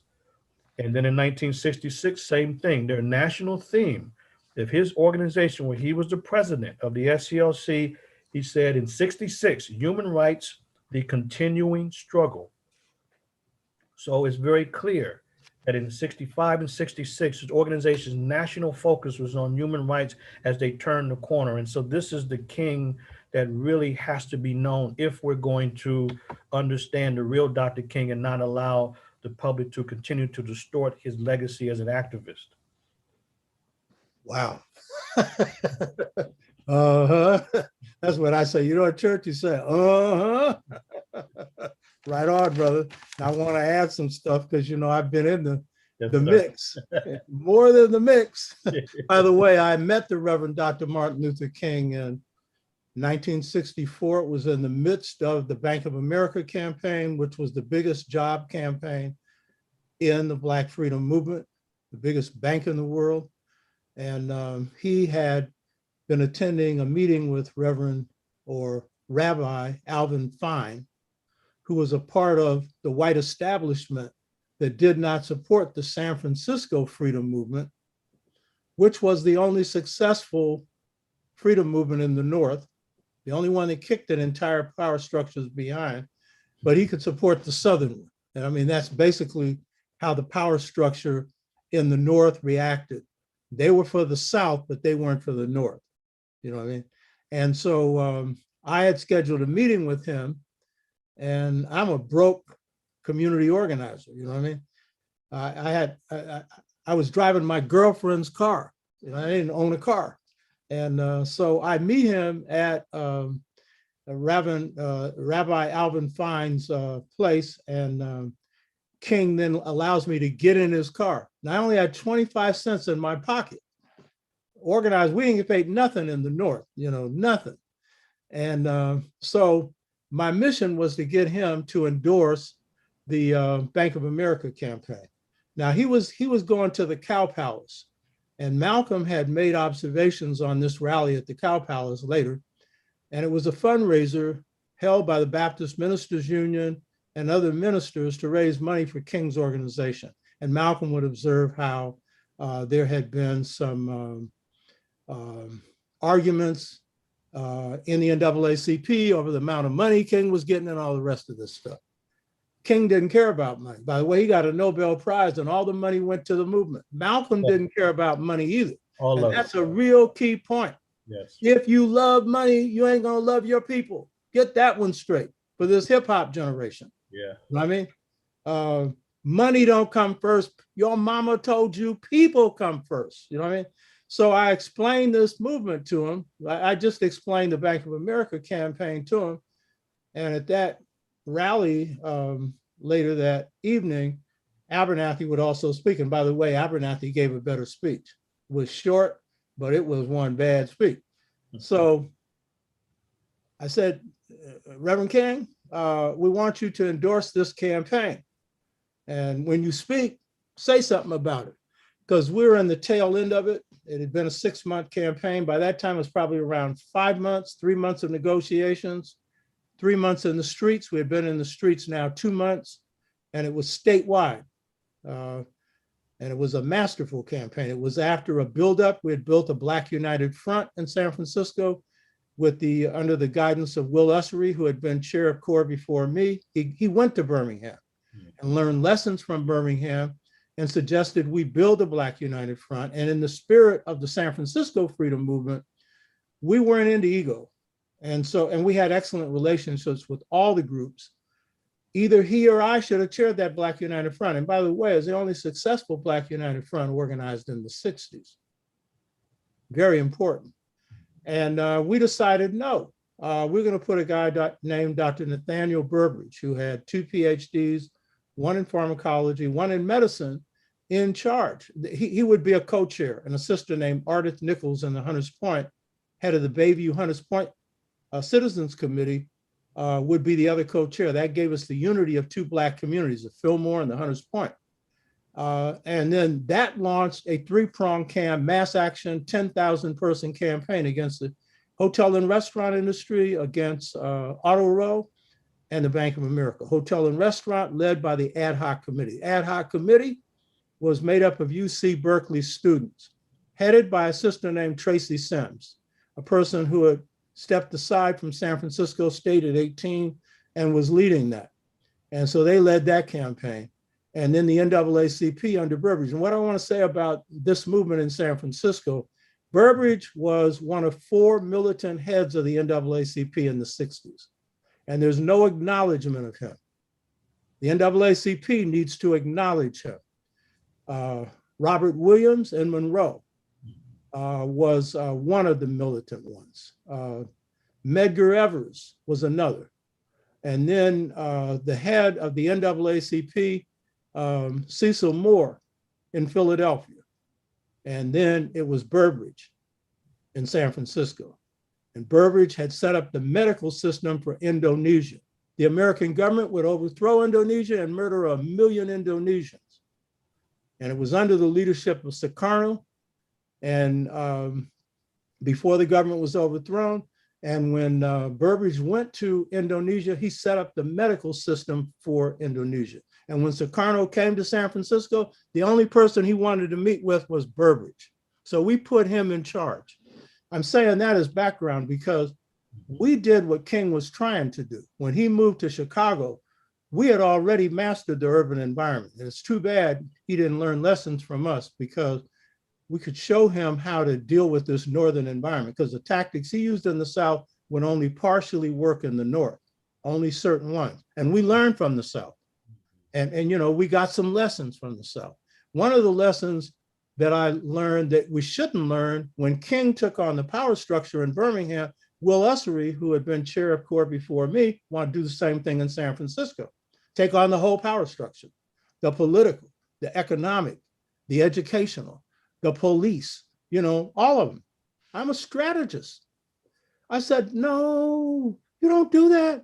You put all your enemies in the same room. They're going to gang up on you. You're not going to get anything. You break them down piece by piece. So we tried it, didn't work. Then we broke them down. We had been doing that before. So when I met with King, it was in this backdrop of a movement that had been going on now for 5 years. This was a 6-year movement. I was in it the whole time, 6 years. This wasn't no 6-month movement. And so when I asked King to support us on the Bank of America campaign, he said, yeah, he would. So then I went to the rally to see what he'd say. Now, King was in a bind. The bind was the Baptist ministers had been our allies when we did the Christmas boycott. We boycotted downtown department stores. I was a strategist. I chaired the organization C.O.R.E. It led 90% of the demonstration. And in this particular case, we took weak links. We would always take on industries. We reached over 800 job agreements with industries, and they were enforced. Every job we produced then, people still have, by the way. And we didn't take one of them. You know what I mean? That was an unspoken rule, but that was true in the movement. That was King's thing. He was not in for profit. My code as a warriors, I don't take any money for any movement I've ever been in. Nobody owns me, not whites or blacks, because there are some blacks who will try and own you too. And even some misinformed grassroots blacks who will give you the wrong advice. Listen, but do what's right. So I said, Reverend, could you make that statement? So I went to the rally, and you could barely recognize that statement when King made that statement. And I know why, because these ministers, he knew enough to know they were on the outs with us now, because they sold us out after the downtown department stores. We had a victory there, and it was partially due to the church. They got their members not to buy where they couldn't work. But after that, there was a sellout. So that was my experience with the Reverend Dr. Martin Luther King personally, but I understood his dilemma. He did say something, but it was so garbled. Nobody in there knew what he was saying. I said, okay, I understand. You know, we're going to whip him anyway. A couple of observations, and then we move on beyond this. I just want to stress that King was very humble in his statement about the minimal achievements of his movement, which he was correct. It didn't produce change in the North. It couldn't. That was a battle we had to fight up here, and King tried to begin that fight after 65. But I really want to stress this. The victories of the Southern movement were historically significant. This is the first defeat that white racism, I don't like using the term white supremacy, they ain't supreme, and they invented that term. And you disempower yourself every time you use it. And they're in decline now. But the key point is, this was the first defeat that those forces suffered since the battle of the Civil War, in which blacks were the balance of power and kicking the South's behind in the Civil War. 170,000 black soldiers were the key to Union victories, and the proof of the pie is in the pudding. Go to my show where I deal with how Black power defeated the Confederacy in the Civil War. Go look at that. It's got historical footage on it. Have your kids look at it. And we took advantage of the balance of power, and blacks got Winchester rifles and blew away their so-called slave masters. And we have a warrior tradition, so we need to be proud of that. So the point is, this was a historically significant defeat of white power, of white nationalism, of white racism. And if you don't think so, check out the right wing. The right wing now takes a position of dispossession. And one of the people that has the biggest dispossessed mentality was the former president who we threw out of the White House. And give yourself credit for that. You led that movement that dispossessed him. So they feel dispossessed because by breaking the monopoly of segregation legal-wise and breaking the monopoly on the vote, the complete stranglehold of white power was broken. We didn't, as King said, we didn't defeat racism. I don't know if you ever will, certainly not, this overall system of white power, but it was a key breaking point. And so that is really key. Mm-hmm. Now, the other thing about King shifted in 65. Why did King shift and others didn't? Why did some of us in the movement shift and others didn't? In King's case, King learned lessons. And so by 65, because he was in it for truth. He wasn't in it for anything else. And that's the first thing. If you're going to change in any movement or in life, you just got to follow the truth. King was following the truth. He didn't have a time to do a lot of reading. And in fact, when you're in the movement, you don't really have that much time to read. He did read, but he didn't have a lot of time because you're in the midst of struggle. And it was taxing on his health and everything else. But he reached conclusions. And so what he began to see, as you point out, ain't a moral system. He began to see that basic fundamental change has to take place. What I liked about King's formulation of human rights, because Malcolm also formulated the struggle as a human rights struggle, is he was more practical in his definition. Malcolm was more international in his. And so what he said is, that the period of civil rights is covered by the Constitution, the right to vote, all of this. But this period we're getting into now, where we need jobs, we need housing, we need better education, and we need a structural change in capitalism. This is beyond the Constitution. He understood that. And so, as you said, he said that they're going to have to pay for this period. It's going to cost to make these changes financially, politically, and structurally. So that is, I think, the main point. Those of us in the Black freedom movement who made this shift were those of us who also learned. And we learned in the San Francisco freedom movement, this was my lesson. We had defeated an entire economic power structure. We did a whole lot of stuff. But I saw beyond the success was this. That wasn't going to work for most Black people. The way and poor people in this country, the way the country is structured, it is not structured for political, social, or economic freedom. And that was part of my radicalization. And others were radicalized in other ways. The other thing is James Forman who was executive director of S.N.C.C, he made this point. Those people in the movement who did their homework, who were studying and observing, they were the ones who became radicalized, those that chose to be. But others, they got stuck in the past. So John Lewis, who was a great person, I respect John Lewis, but he was stuck in the past. Because at that point, he was frozen in 1965 and before. And that's why he was also attached to the Kennedys and stuff like that. And I'm not knocking him. I respect his work. But he didn't grow beyond 65. And growth is what a movement demands. Growth is what life demands. So those were just a few points. Now, as king of the Black freedom movement, or now Black liberation movement, faced new challenges after 1965, King made an honest admission when he said, quote, I'm quoting him, "We must frankly acknowledge that in the past years, our creativity and imagination were not employed in learning how to develop power." As King faced these new challenges, what did he learn about the nature of power, both Black and white? And did he learn enough to come up with answers necessary to confront the enemies that Blacks face, which he defined as racism, militarism, and the whole structure of this economy, capitalism? How did King, well, you've already answered this other one. So, the question is, what did he learn about power necessary to confront these enemies that face the Black poor and poor in this country in general?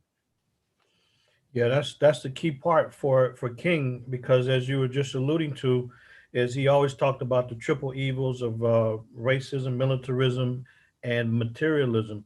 And after he was, and it's interesting to look at King's political development, because the opponents, they were strategists as well, and they were monitoring King all the way through. And in fact, we should say that Dr. King, he was the most surveillance and watched man in the history of the US. So from 1962 to his assassination in 68, the FBI surveillance on Dr. King was so tight that he couldn't even wiggle.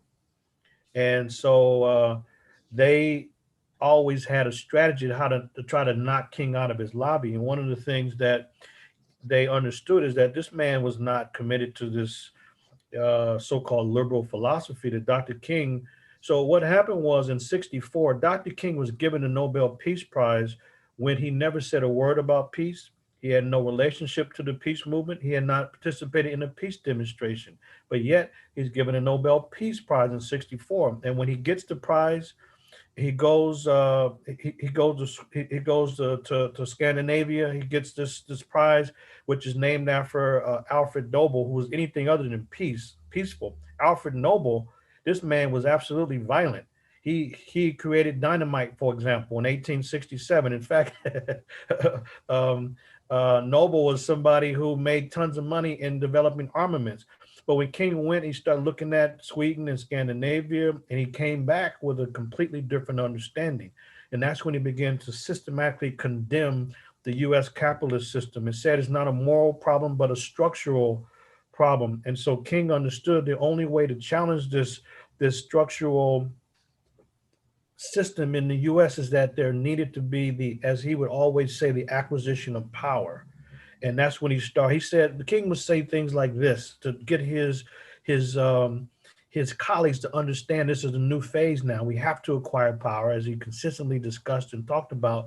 But he said that look, he didn't see any poverty, he didn't see homeless in these areas, he didn't see people that were unemployed, and he started criticizing the system. And he said this.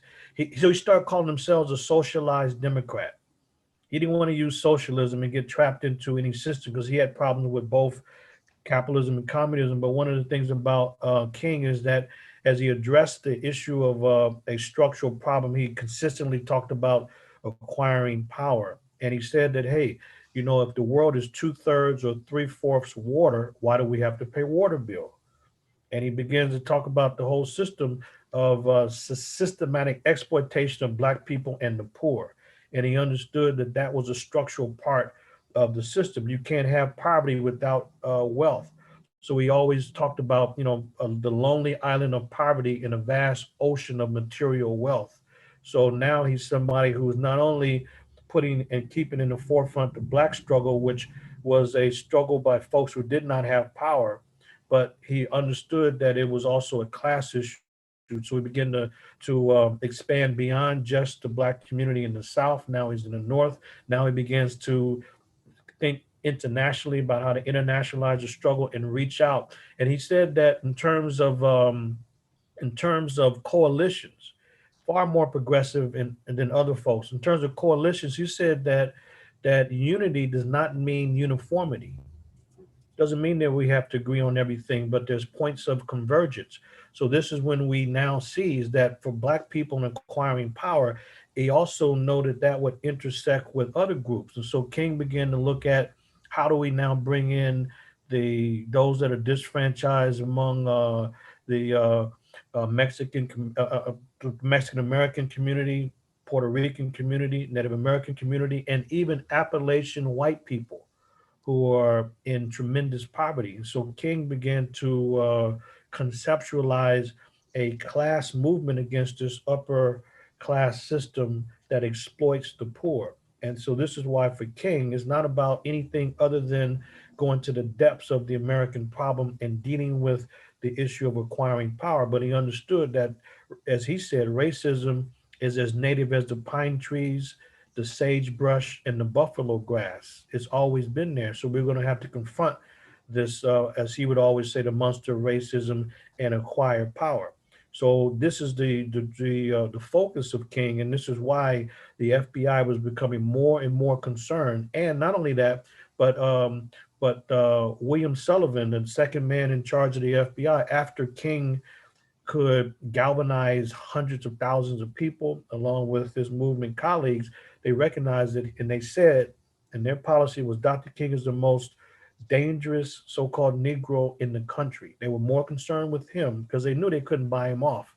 And they knew that this man was unswerving in his condemnation of these white racists and white nationalists. And King was focused on the second phase of acquiring power. And this is what was in the concern. So for them, and not only that, but when he says the hell with it, I'm going to speak in behalf of the international community and the least of these, the shirtless and barefoot people of the world. And he begins to now publicly embrace the Vietnamese struggle. So they now knew that this man is, the gloves are off. This man is absolutely unswerving. And so this is when we enter into a phase in April of 1967 that Dr. King now is at a whole nother level of commitment and conviction. He's not limited by a strategy. He's recognizing that, you know what, I ain't had no victories in years now with civil rights. I mean, sorry, with nonviolence, and civil rights era is over. So I don't have any victories. So he's trying to figure out what do we do to get to the heart of solving the race problem in America. And it was nothing other than a powerful mass-based movement that was to challenge the government to issue a economic bill of rights for the disadvantaged. that there should be billions put into this. So there'll be guaranteed jobs, guaranteed income. And so he begins to think about how to put this in motion. And that's when they eventually came up with organizing a poor people's campaign to force the government to make sure there's no more business as usual. And anybody who's listening at Dr. King's speeches at this time and his press conferences at this time, and particularly in 67, know that this is not the same man that we heard from in 57. King is very different. So those are some of the critical issues that should be understood with King's work.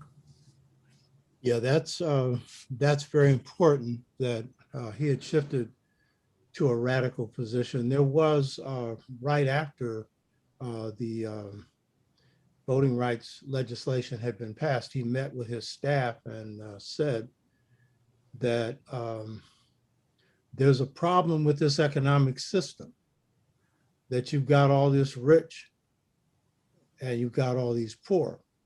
And he said that there's a problem with capitalism. And he was talking about, well, maybe what we need is some kind of socialism. He was at least talking about that. That's in 65, you know what I mean? So, and he had read Marx when he was in college. He was not a Marxist.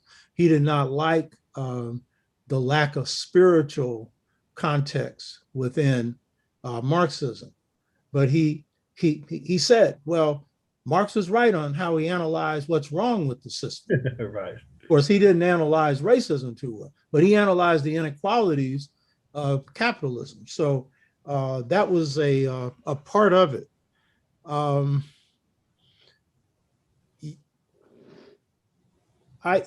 King made an observation when he was making this statement about that he had not been trained, or the movement had not really learned how to exercise power. And then he went on to say, that what we had engaged in was creative improvisational work that worked. You know what I mean? I don't think he understood he was describing how Black power works. See, this is again cultural definition. I study our culture. You know what I mean? King was a part of it. He was too close to it. I don't blame him for not understanding it. That wasn't his job. These scholars out here who got everything on Africa ain't bothered to study their own people. You know what I mean? So while he was right that he had not been trained to exercise power and that they were involved in movements that worked, they had come up with methods, but now he's faced with confronting structural power, the structure of, the economy, the structure of all these powerful forces that are oppressing Black folks, people of color, poor people.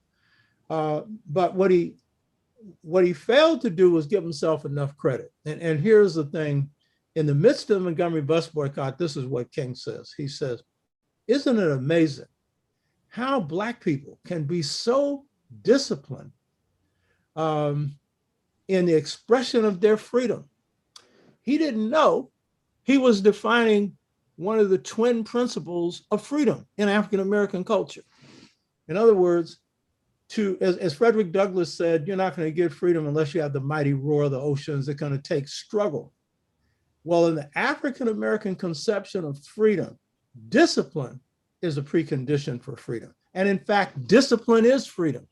And in fact, the Montgomery Bus Boycott is one classic example, was not all improvised. It had been planned. It was both spontaneous and planned at the same time. And when he noted that it was through our creativity that we found methods that work, well, that's African-American culture. Our definition of freedom is to create something that will improve the lives of humanity.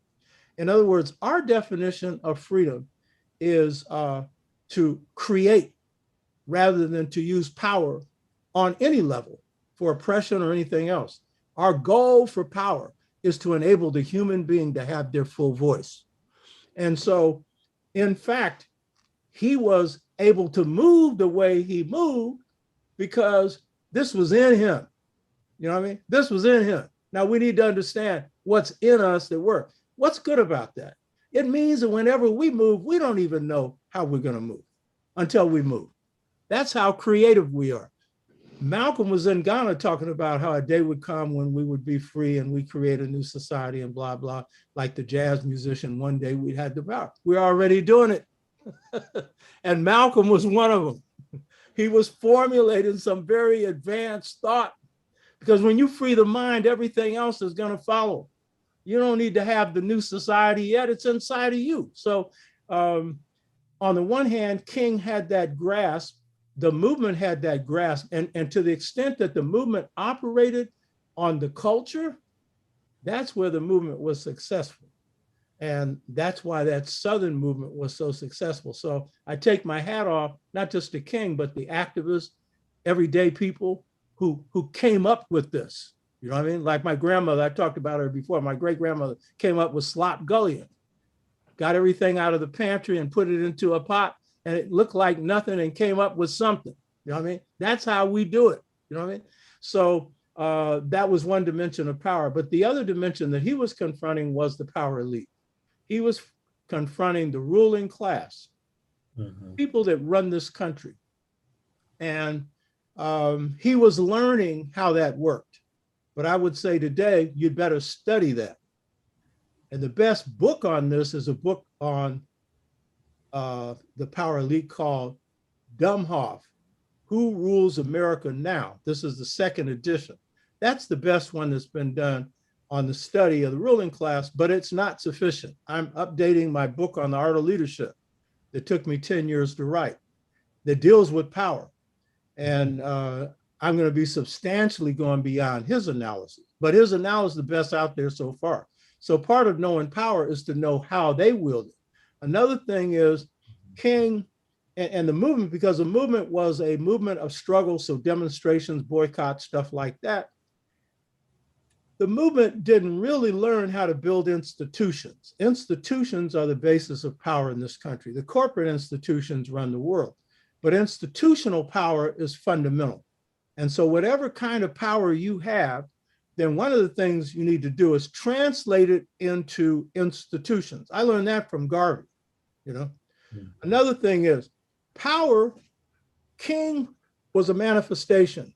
S.N.C.C, C.O.R.E, manifestations. The Panthers, the Black Power movement, these were all manifestations of our people's expression of power. But where is real power among Black people? It's in the people. Our power comes from our people. The biggest failure in the Black freedom movement has been not to properly organize our people. And the most effective form of organizing, I've said this before, is block organizing. We did that in the San Francisco freedom movement. 45,000 Black people in the Fillmore organized block by block. And so, you know what, Doc, in terms of that, one of the things that is one of the greatest problems that we have is not understanding community organizing.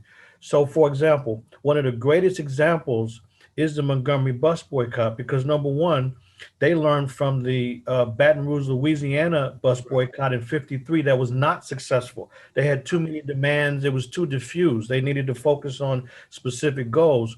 So when Rosa Parks was arrested on December 1st, 1955, she was the legal secretary of the NAACP.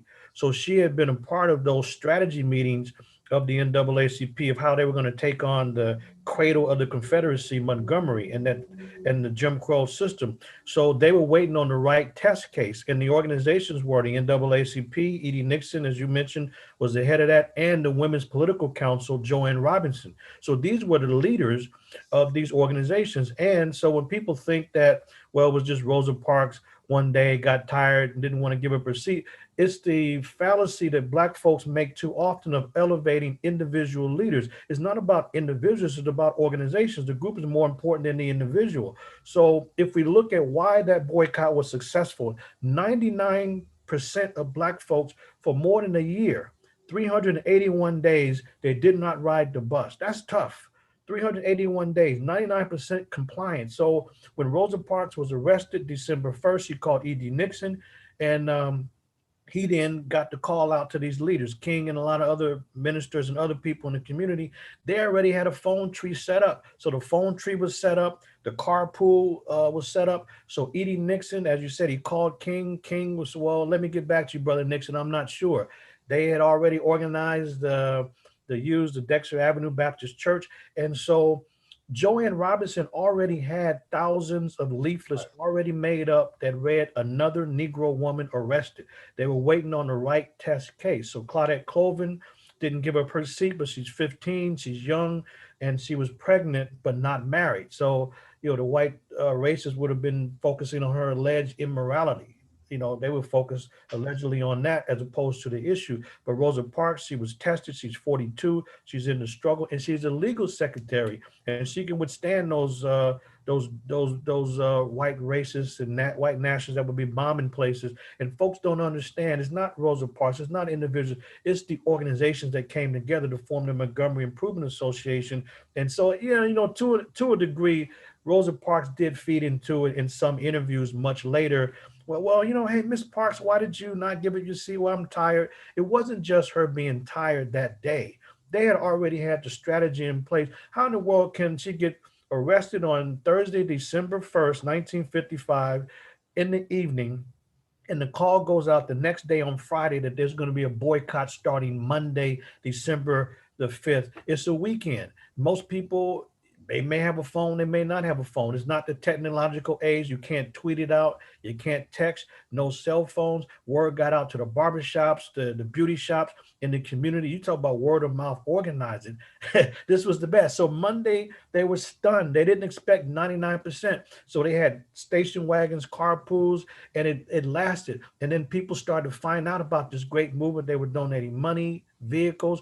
There was little old ladies, little old men walking to work, walking downtown, and they didn't want to ride. People rolled down the window, Miss Jackson, can I give you a ride? Baby, you don't understand. I'm walking for my dignity. And this was over a year, total compliance, but it's not the individuals, the organization. Exactly. So I would say if somebody's going to start talking about individuals, Joanne Robinson is more important if you're going to look at an individual than the actions of Rosa Parks. But it's not really about ranking people. It's looking at their collective role within the organization. So that's the fallacy we make. Whenever we do tributes, it's always individuals and not the organizations that produced them. And that's what's the most important thing. That's one of the greatest organizational stories that we have in the 20th century right there in Montgomery. Yeah, big I think we success, expect that. Yeah. big victory. But I'm going to end on this and get back to another question.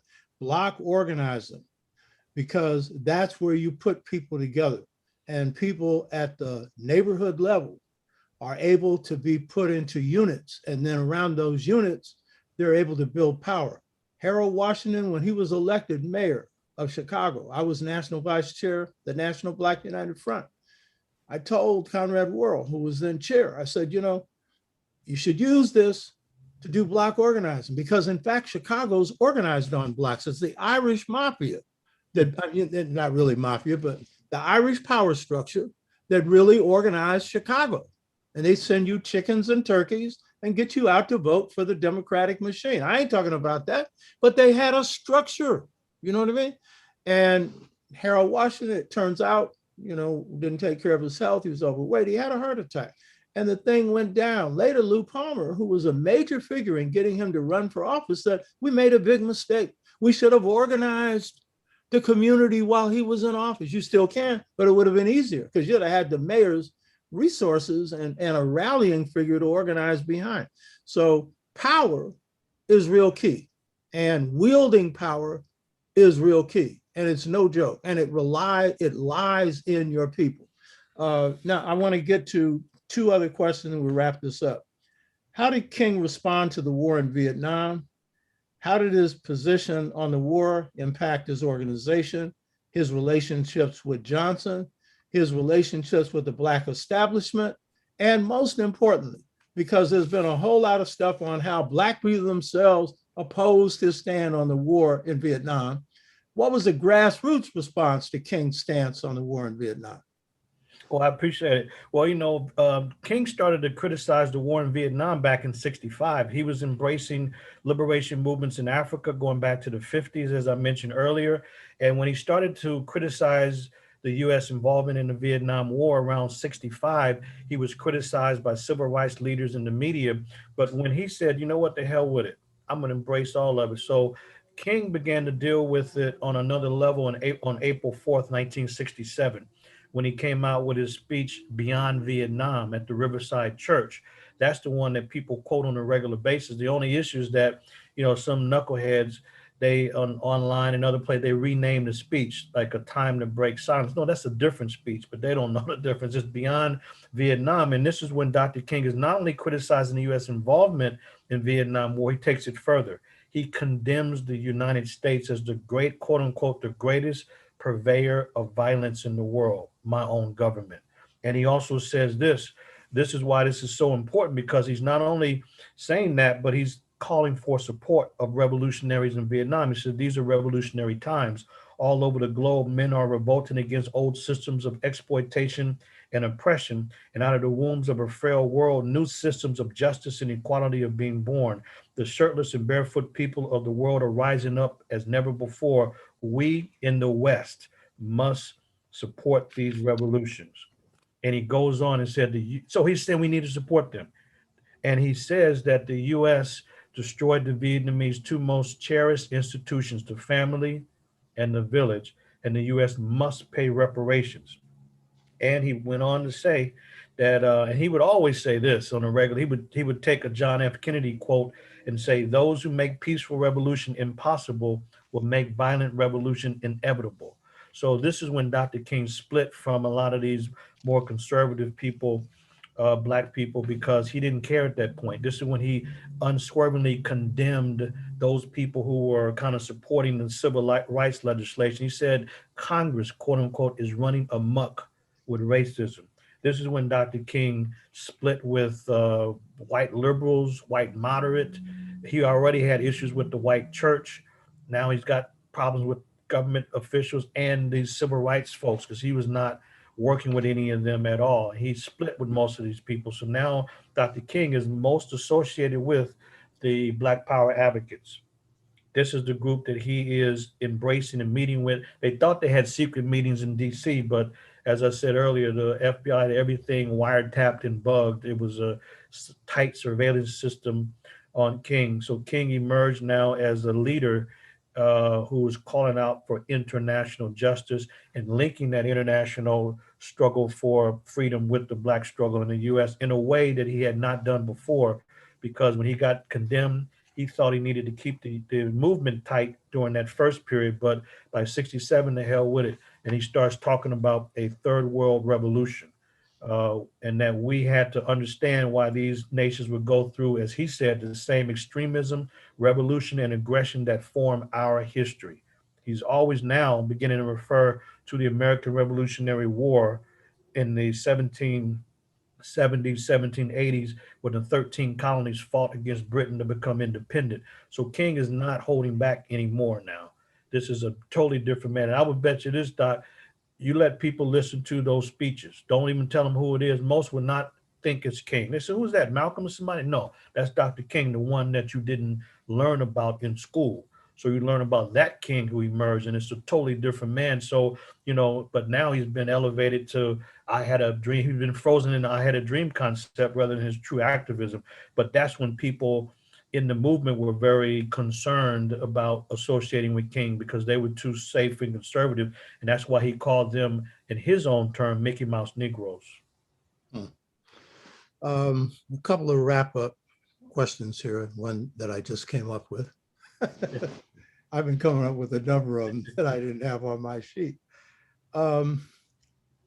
King and Malcolm on human rights.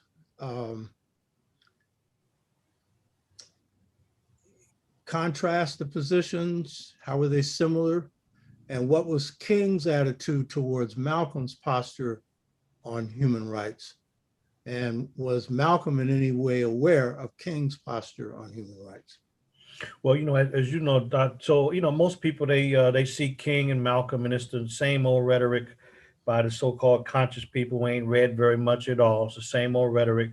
They'll say King and Malcolm, total polar opposites. You got Christian, Muslim, one's focused on peace, the other one violence and self-defense. Then you got one's in the South, the other one's in the North. One is on civil rights, focused on civil rights, the other one human rights. But in reality, King had been focusing on human rights before Malcolm begins to talk about it. Malcolm is not free from the ideological imprisonment until he leaves the nation in 64.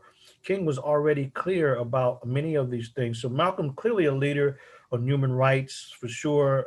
He's free, he's independent, but he's also on the sidelines in terms of practical actions. And what you mentioned about King and their successes, you know, he was close to it, but he also understood they put the building blocks in place for things to change, but it would take some time to take place. But nevertheless, I think that Malcolm clearly, he was speaking about human rights much more forcefully and clearly before King did, but they both understood the commonality that they had, and that's why when they met, or Malcolm had, that they met in 64, and then 65, when Malcolm goes to Selma, he wants to meet with Dr. King and form an alliance.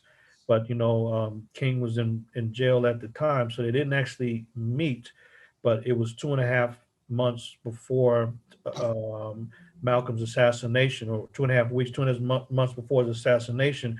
But they agreed. Malcolm said he would help with the civil rights work, but they both were also discussing, particularly Malcolm. King came a little bit after that regarding human rights, but they certainly had much more in common than they had in conflict. And Malcolm understood that. And he always respected people like King, but Ella Baker warned him, don't be naive, Malcolm, because some of these people are too conservative for you to work with. But he didn't include King in that category. It was some of the other people. So Malcolm was much more astute on some of these dynamics, but I think that King is overlooked in terms of his international focus in embracing revolutionary moves before Malcolm. But I think we can say Malcolm started to articulate human rights before King did. In 65, King is unswervingly committed in articulating human rights as well. But these men had much more in common, and this constant polar contrast is just some silly intellectual nonsense that is not consistent on the ground when we see all of the things that they had in common. And Malcolm said, you will either deal with King or you're going to have to deal with me.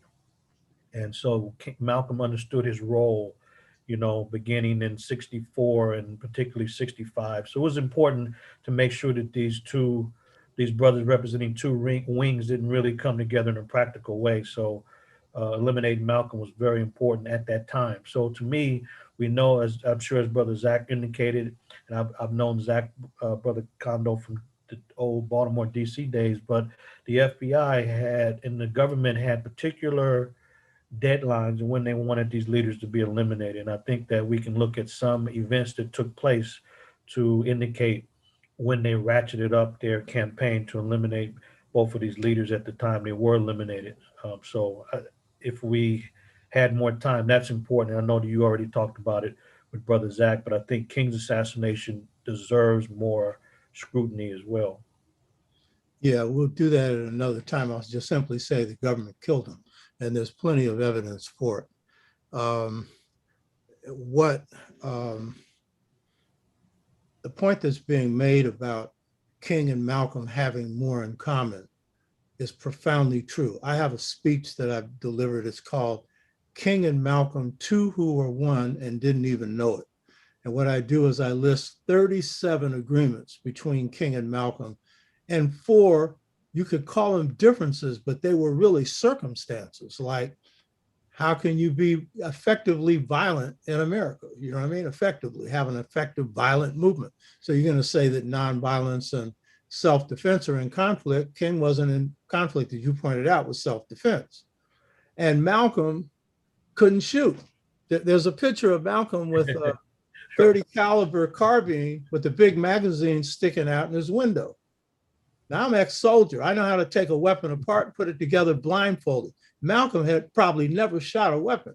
But the main thing is he didn't know that 30 caliber weapon he had didn't have a firing pin. That means that somebody got into his house and took the firing pin out.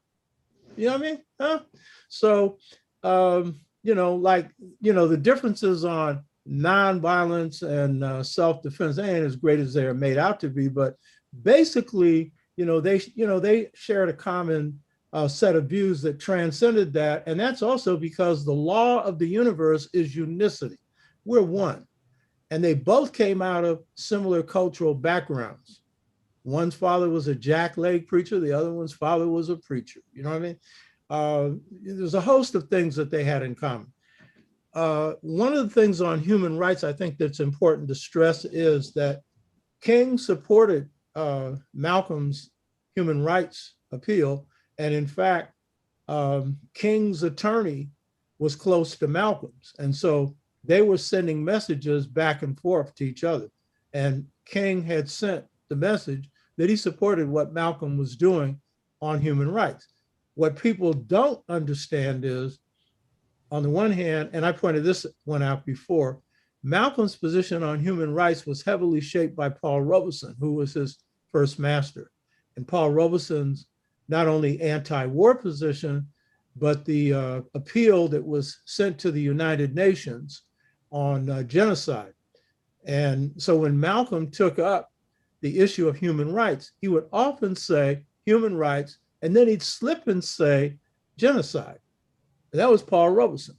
But the other side of this is, by the end of his life, people in the nation had noticed, the messenger certainly knew, Malcolm's family had observed that Malcolm was sounding more like the civil rights movement than the Nation of Islam, because the movement had affected him. We're always focusing on the effect that Malcolm had on the movement. He had a big effect.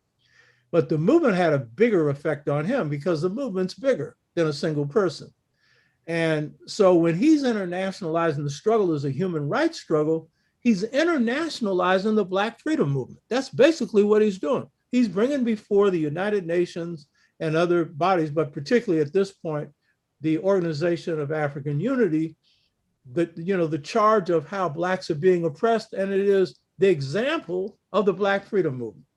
And when he says he wants consultation with the Young Turks in the Black freedom movement. I led the Black nationalist wing within C.O.R.E, and we met with him. I pointed this out before. He was in interchange with us because we were on the battlefield. He was being held in reserve, not until he got out, when he was out in 64, forced out. So that human rights position was coming from pretty much the same position. He was taking the civil rights movement, taking it to the human rights level, changing the name. But I think King was clear on why it was a human rights issue domestically, because he was engaged in the ground level struggle. And now you are transcending the Constitution. Now you're going into stuff, because that Constitution has never given you the right to a job. It's never given you the right to housing. It's never given you the right to healthcare. It's never given you the right to any kind of power. You can speak, but don't speak too loud, like King and Malcolm. Then suddenly, your voice is silent. So. Yeah, that's true. And Doc, so I have to get to another group, but I wanted to say this in reference to what you said, because the audience, the folks looking, they're not necessarily going to be aware of what are Dr. King's most important speeches on human rights, and that is the one he gave on December 10th, 1965, Human Rights Day, and he talked about this, as he said, the spectacular savages in South Africa. But Human Rights Day, King had been participating in international political work for a while, but that speech people should listen to and understand that is much bigger than just the "I have a dream." But even then, as I said earlier, most people don't even know the content of the speech. He's condemning police brutality and a lot of other things. So what you say is right, and it's so much to say, but one other nugget, to bring King closer to Malcolm, for example. Most people incorrectly believe that King was focused on integration. No main aspect of his life was focused on integration. For example, here's the public facts. Number one, his family was all Black. He could have had integrated families if he wanted to, but he didn't. Family was all Black. His neighborhood, the Auburn Avenue area, was all Black, traditionally Black, middle class environment. His organization, the Southern Christian Leadership Conference, was all black. They only brought in Stanley Livingston and others for as advisors, but all of the primary people black. And fourth, his church, Ebenezer Baptist Church, historically black Baptist church. So everything is all black. His family is all black. His neighborhood is all black. His organization is all black. His church is all black. Where's the integration? There's no integration. Right. Some people wanted to integrate and even amalgamate and make sure that nobody was dark skinned anymore. King didn't agree with any of that. So this idea of Malcolm focus on separation, King integrate, stop all the nonsense, folks. This has nothing to do with reality. And I challenge folks to read his stuff.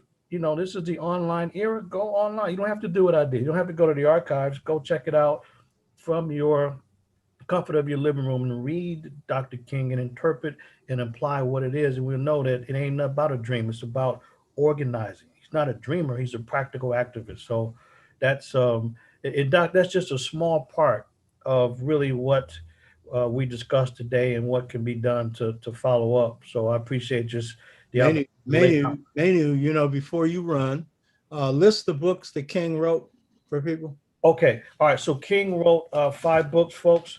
Number 1, he wrote Stride Towards Freedom. He discussed it, the Montgomery Bus Boycott. That's number 1. Secondly, he was a minister, so he wrote Strength to Love. Third book is Why We Can't Wait, because the racists would say, you black folks, why don't you just wait and let time solve the problem? King said time is neutral. It can be used effectively or ineffectively. So the third book he wrote, Why We Can't Wait. The fourth book is Trumpet of Conscience. He gave a series of lectures in Canada and converted those into a book, Trumpet of Conscience. And his last and fifth book is Where Do We Go From Here, Chaos or Community? Now, this man was working 20-hour days, and that's it. That's the last one. And how did he get a chance to write? December, January of every year, he would go to Jamaica for reflection, review, and writing. And that's what he did. That's how he wrote his 5 books. So if people read his books, they have a different perspective altogether. And if they go to my website, Manu Ampim, I have .com. There's a few items that I have posted there, but my work I will publish, and it'll be the revolutionary Dr. Martin Luther King, the evolution of a revolutionary. Very good. Now, there's a question you're probably not going to have time to answer, but I'm just going to raise it. Lao Tzu, one of our dedicated followers and of the show and a deep reader, he said, Dr. Manu, going forward, how do we create movements and leadership that resist, survive, and grow despite internal and external forces working against us? Just got to do what folks did all along, 50s and 60s. We've lost great warriors along the way, but people have to understand that that's their calling in life. What's your incarnation objective? What are you here to do? But like Dr. King said, a coward dies 1,000 deaths, but a real man stands up. And this is why. So what we got to do, brother, is do what King said, and that is we have to do things and move forward because it's right. We can't do things because it's politic or it's convenient or it's popular or it's safe. We have to take a stand because it's right. And again, the group is more important than the individual. So it's just a matter of all of us being serious about our mission in life. We got to find it and fulfill that mission, and we will always make progress. Look at when we always organize, and we organize and not be concerned about being safe, then we make great progress. So it's just doing, brother, what we've already have done.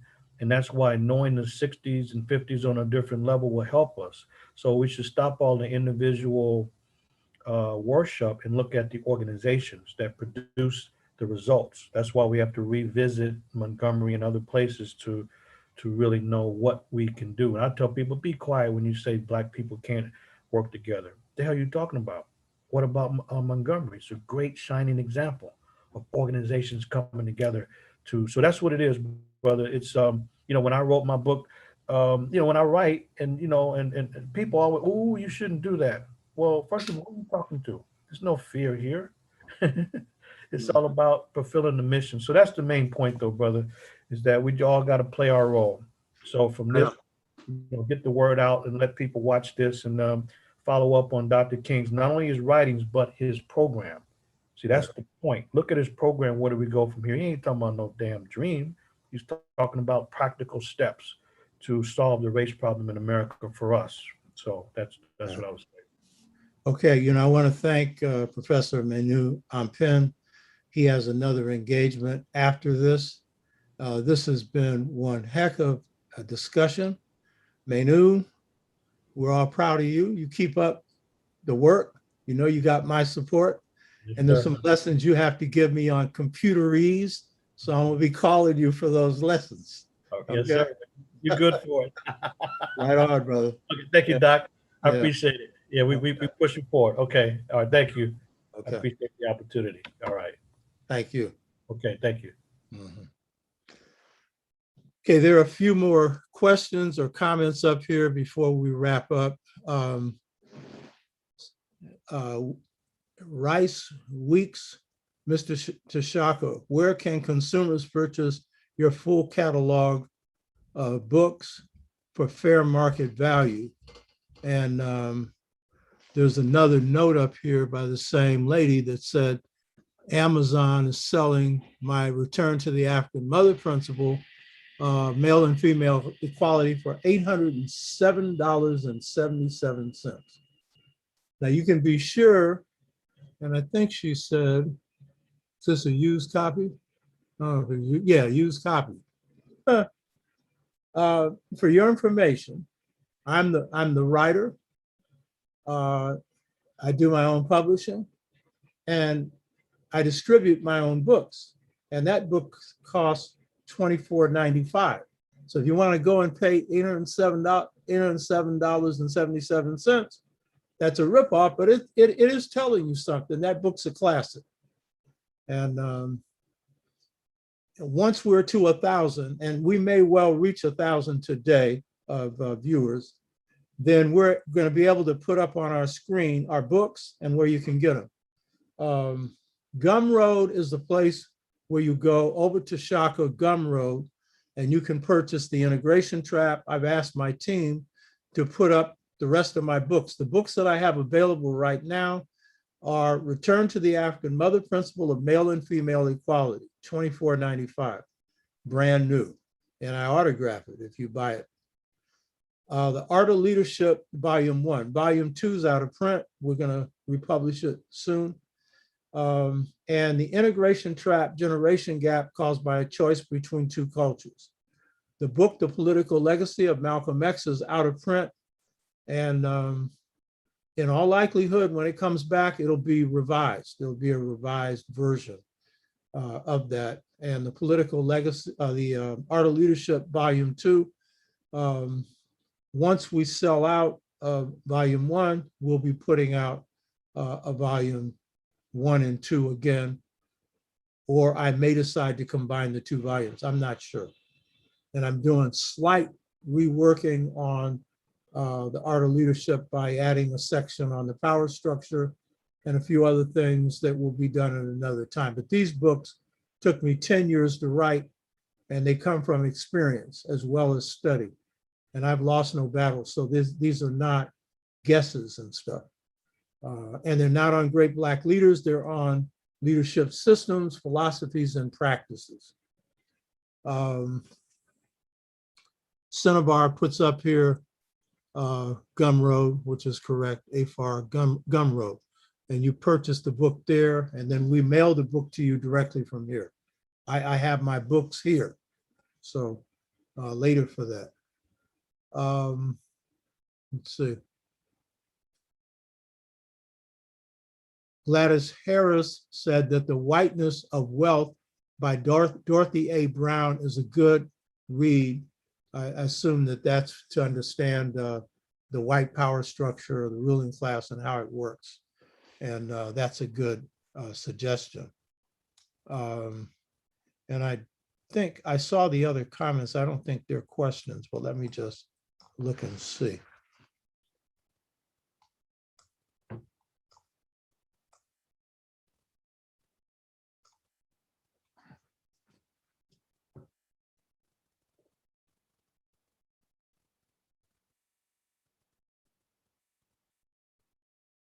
Yeah, those are those are basically the questions that people ask. And so that really concludes this show. I hope that you got a lot out of it, and we will see you next week.